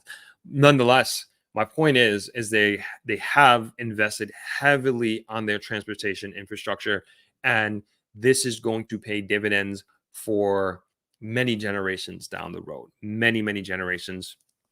And I think that is great. When we talk about on this live stream, we talk about the need for the new highway. I'm going to stop calling it a bypass, but for the sake of understanding, the bypass, which will be the highway from Montego Bay to Negril, it is so important. And we got to remember that we are competing internationally here. And when you hear a Tulum getting their own airport and they're getting their own train system, it's just like we have to be able to compete internationally as an island and as a tourism product. And so this becomes even more important that we have this highway from Montego Bay to Negril. Same with the airport. The difference between the airport that we're getting is that it's going to be a private airport. Sorry, not a private airport, but it's going to be an airport that is catered towards private airplanes, private jets, PJs. And so I would love, and it's still going to be considered an international airport from what I understand, but I would love to see you can fly JFK to Negril. I would love to see that. You can fly from Miami International Airport to Negril. Will we get there? Hopefully one day, or maybe this highway that's coming, it'll get you from Montego Bay to Negril in half an hour. Then no airport not necessary. My opinion. Half an hour drive, anybody can do that. Everybody's used to that, like even in their hometowns. I'm sure that average, I'm not sure, but perhaps the average airport ride for them, half an hour, anybody can do that. But once you get over that hour mark, once you get to that 2 hour mark, it's like, man, it's, you kind of ask some questions there, especially when you're comparing, like, but in Tulum, I can fly directly to Tulum. But Negril, I gotta drive an hour and a half. But hopefully we're moving away from that. All right, let's start closing off here. I'm going to go to some comments here. Shane Coaching says, do you think one of the reasons Tulum is building so rapidly or easier access to resources due to the geographic location of being part of North America?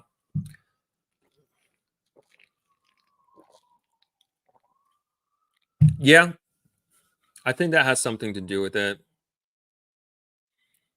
It's a multitude of things too. Their customs and immigration, I wish I could have taken a video. It was so smooth. I didn't even talk to anybody. Literally took my passport, put it down on the machine. I went,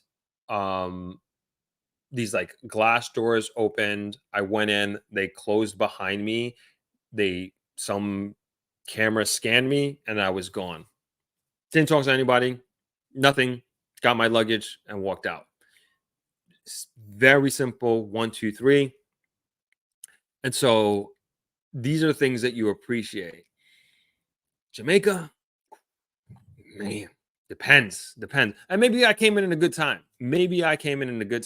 But I know one of the things with Jamaica is that like how the immigration hall is set up is it's constrained to the amount because of how it's set up. You can only have so many agents in there.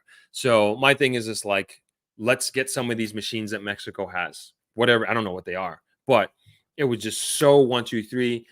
You didn't speak to anybody. You didn't there wasn't a long line, and then like they would like it was like serving like 5 people went up at a time, scanned their passport, they went into like the glass area, and then they left. The next 5 people came, and it was just like boom, boom, boom, boom, boom. So that has something to do with the infrastructure. The airport has something to do with it, because they're able to get so many more people through customs, and like these are the things that would turn people away. These are things that are like, ah, man, I never want to go through that again. I never want to do that again. The roads, it's just driving more and more people to go to Tulum. A lot of it too is like, and a lot of people said this, is like these influencers. They're the ones who like, I don't know if you blame them or give them credit, but they're the ones who drove Tulum like crazy. And we talked about this in Bali as well. And like they make these videos and they show how beautiful it is and how life is great there. And then you watch them and you're sitting in your cold New York City apartment in February and you're like, I want to get out of here. And you watch your favorite travel YouTuber and they show you how much it costs and how it is. And like I'm talking like 5 years ago, right? And so these videos will get millions and millions of views. And that's just like one travel influencer. And like how many of these guys and girls exist that are English speaking, that are Spanish speaking, that are French speaking, and they just drive all these people to this destination, and you see the result. And so a lot of people said that that has a lot to do with it. um and then also to what you're saying, Shayna, like even like these American companies, the American food, it gets very much catering to, and like for those who are living in New York City, you know exactly what I'm talking about. Like people want their avocado toast, they want their cappuccino with oat milk and hazelnut flavoring, like all these things, like they cater to that. Like this, they don't mess around. Like every restaurant caters to these people and cater to what they're used to. Also from like a health perspective, very much a health, like the food is so clean. And like they cater to the health conscious fitness lifestyle person. They have there are people running in the morning. They have the jungle gym that I showed you about, yoga every morning somewhere. Like this is like a yogi's dream. Like people are doing yoga all the time. The hotel we stayed at, that's $600 a night, they had a whole yoga thing set up. They had a gratitude tent. So they're catering to a very, very specific market, that has been driven, and the demand has been increased, in my opinion, for a multitude of reasons. I do think this is one of the reasons. Shayna, I think you're on it. Shayna also says, it seems to me the difference between Tulum and Jamaica of the comparison you are making seems to be rooted in convenience and streamlined systems. In my place, my insights. Yeah, yeah. I think you have a good point with a lot of these things. It's a different market, and definitely a different market. But you can see Jamaica is trying to go after a higher end market, and I know, and this has been, I would say, at least I started to see this when I first moved here. Specifically, like when we got to remember, like Jamaica was one of the biggest spring break destinations in the entire world, and Negril being the mecca of that. And as a young person in his early 20s, I was like, this is amazing. This is great, But that market, and I remember like when we lost spring break, so to speak, and that we lost that market in a big way to DR and Mexico, and we're competing with them directly. But I remember like when we were like letting go, and there was a meeting, I believe it was a JHTA meeting that I was in, green, wet behind the ears, didn't know anything about Jamaica, let alone being a hotelier, to be honest. But I remember the hoteliers there, they were just like, they just didn't like that market. Like it was a cheap market. You're cramming 4 or 6 kids into a room. They're paying bottom rate prices, and then they destroy your rooms, kind of thing. And at the time, JTB was concurrent, and they were like, they're gonna essentially, in so many words, essentially let go of this market. And I was like, man, why? Like, there's so many things that we can do, that we can get these young people to come here, and we can revitalize it and become this grand destination. And I realized like I was fighting an uphill losing battle, that they had already made their minds up that they wanted to be a more sustainable destination, in terms of being a year-round destination, and not being just in March we get this influx of young people and then they go and that's it. And so this has been on in the works for a long period of time. Like from back then, I just didn't. I was just too close to the forest. I just didn't see it. And now they're very much catering to a more I wouldn't say is it affluent, but just people with more disposable income, like honestly, and it's continuing to move down this road. I gave the example of the lounge and the Mobay Lounge, and they opened up a second one. You look at the different stores that they have in the airport and departure, and how they've set up very European airport style in Jamaica. As you're leaving, you're going through the different products that they're selling, the alcohol, the cigarettes, the candy, and this is all purposefully done, and a lot of psychological research has been done into how these airports are designed. It's designed for you to for Jamaica to get that last dollar. It's designed for that person with disposable income.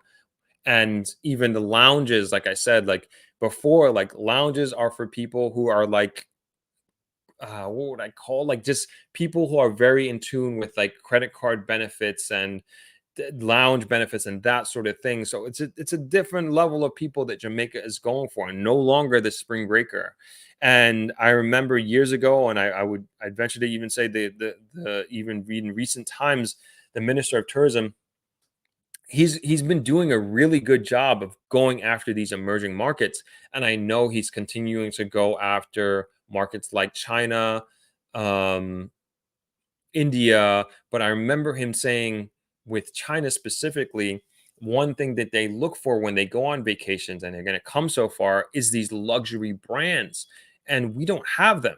And it's like that. And I remember him saying like, this is why we're losing to the Bahamas, because they will go to the Bahamas and buy a Louis Vuitton bag for $5,000 and not blink an eye, or buy these diamonds and these Cartier watches and all that sort of thing. Like we don't have these luxury brands in Jamaica.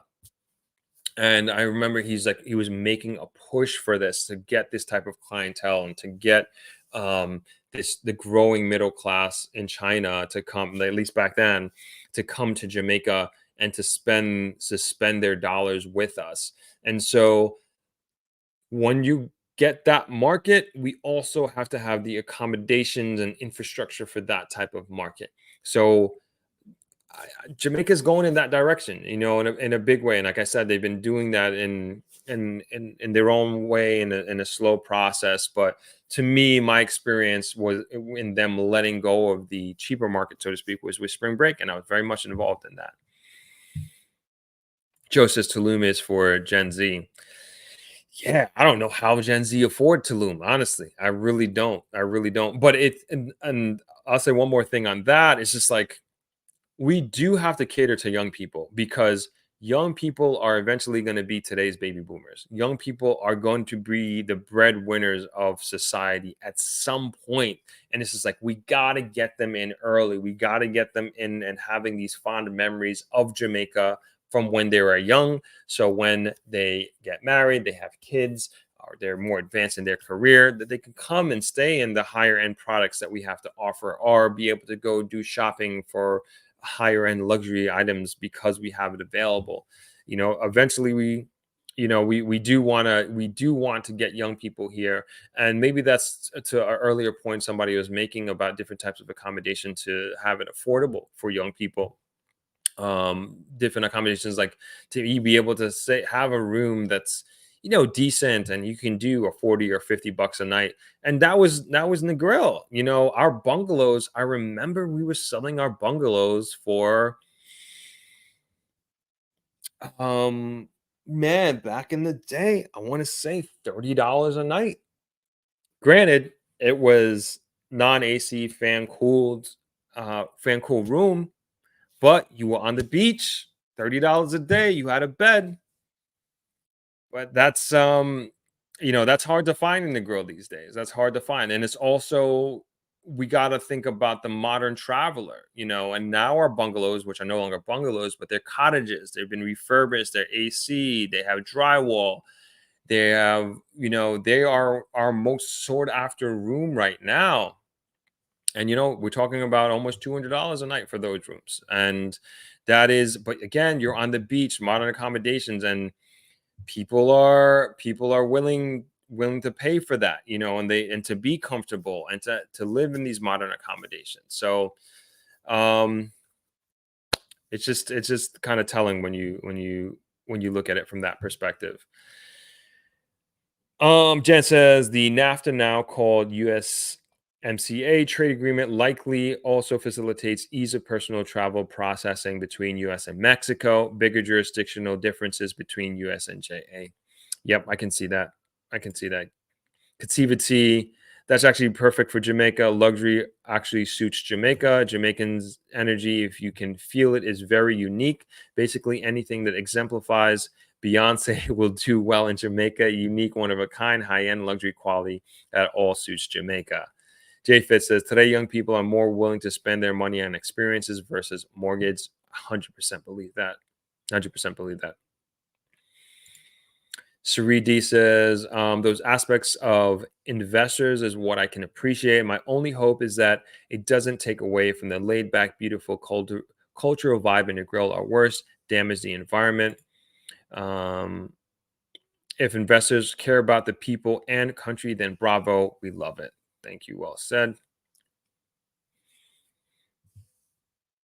And I think we're going to, let me see. I just want to make sure I get all of these. Joe says, I don't think Jamaica has the best beaches. In my experience, Bermuda has the best beaches I've ever seen, but the vibe of Bermuda is just whack.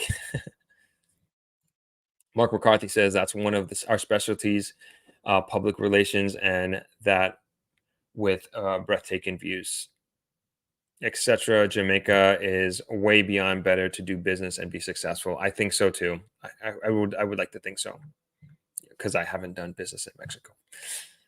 All right, I think we're going to wrap it up here. Went a lot longer than I expected, but that's okay. I thought this was a fruitful discussion, and always appreciate your comments and your feedback on things. I feel like I always learn something, even though I'm the one who's like presenting the initial information, but I always appreciate you all's insights.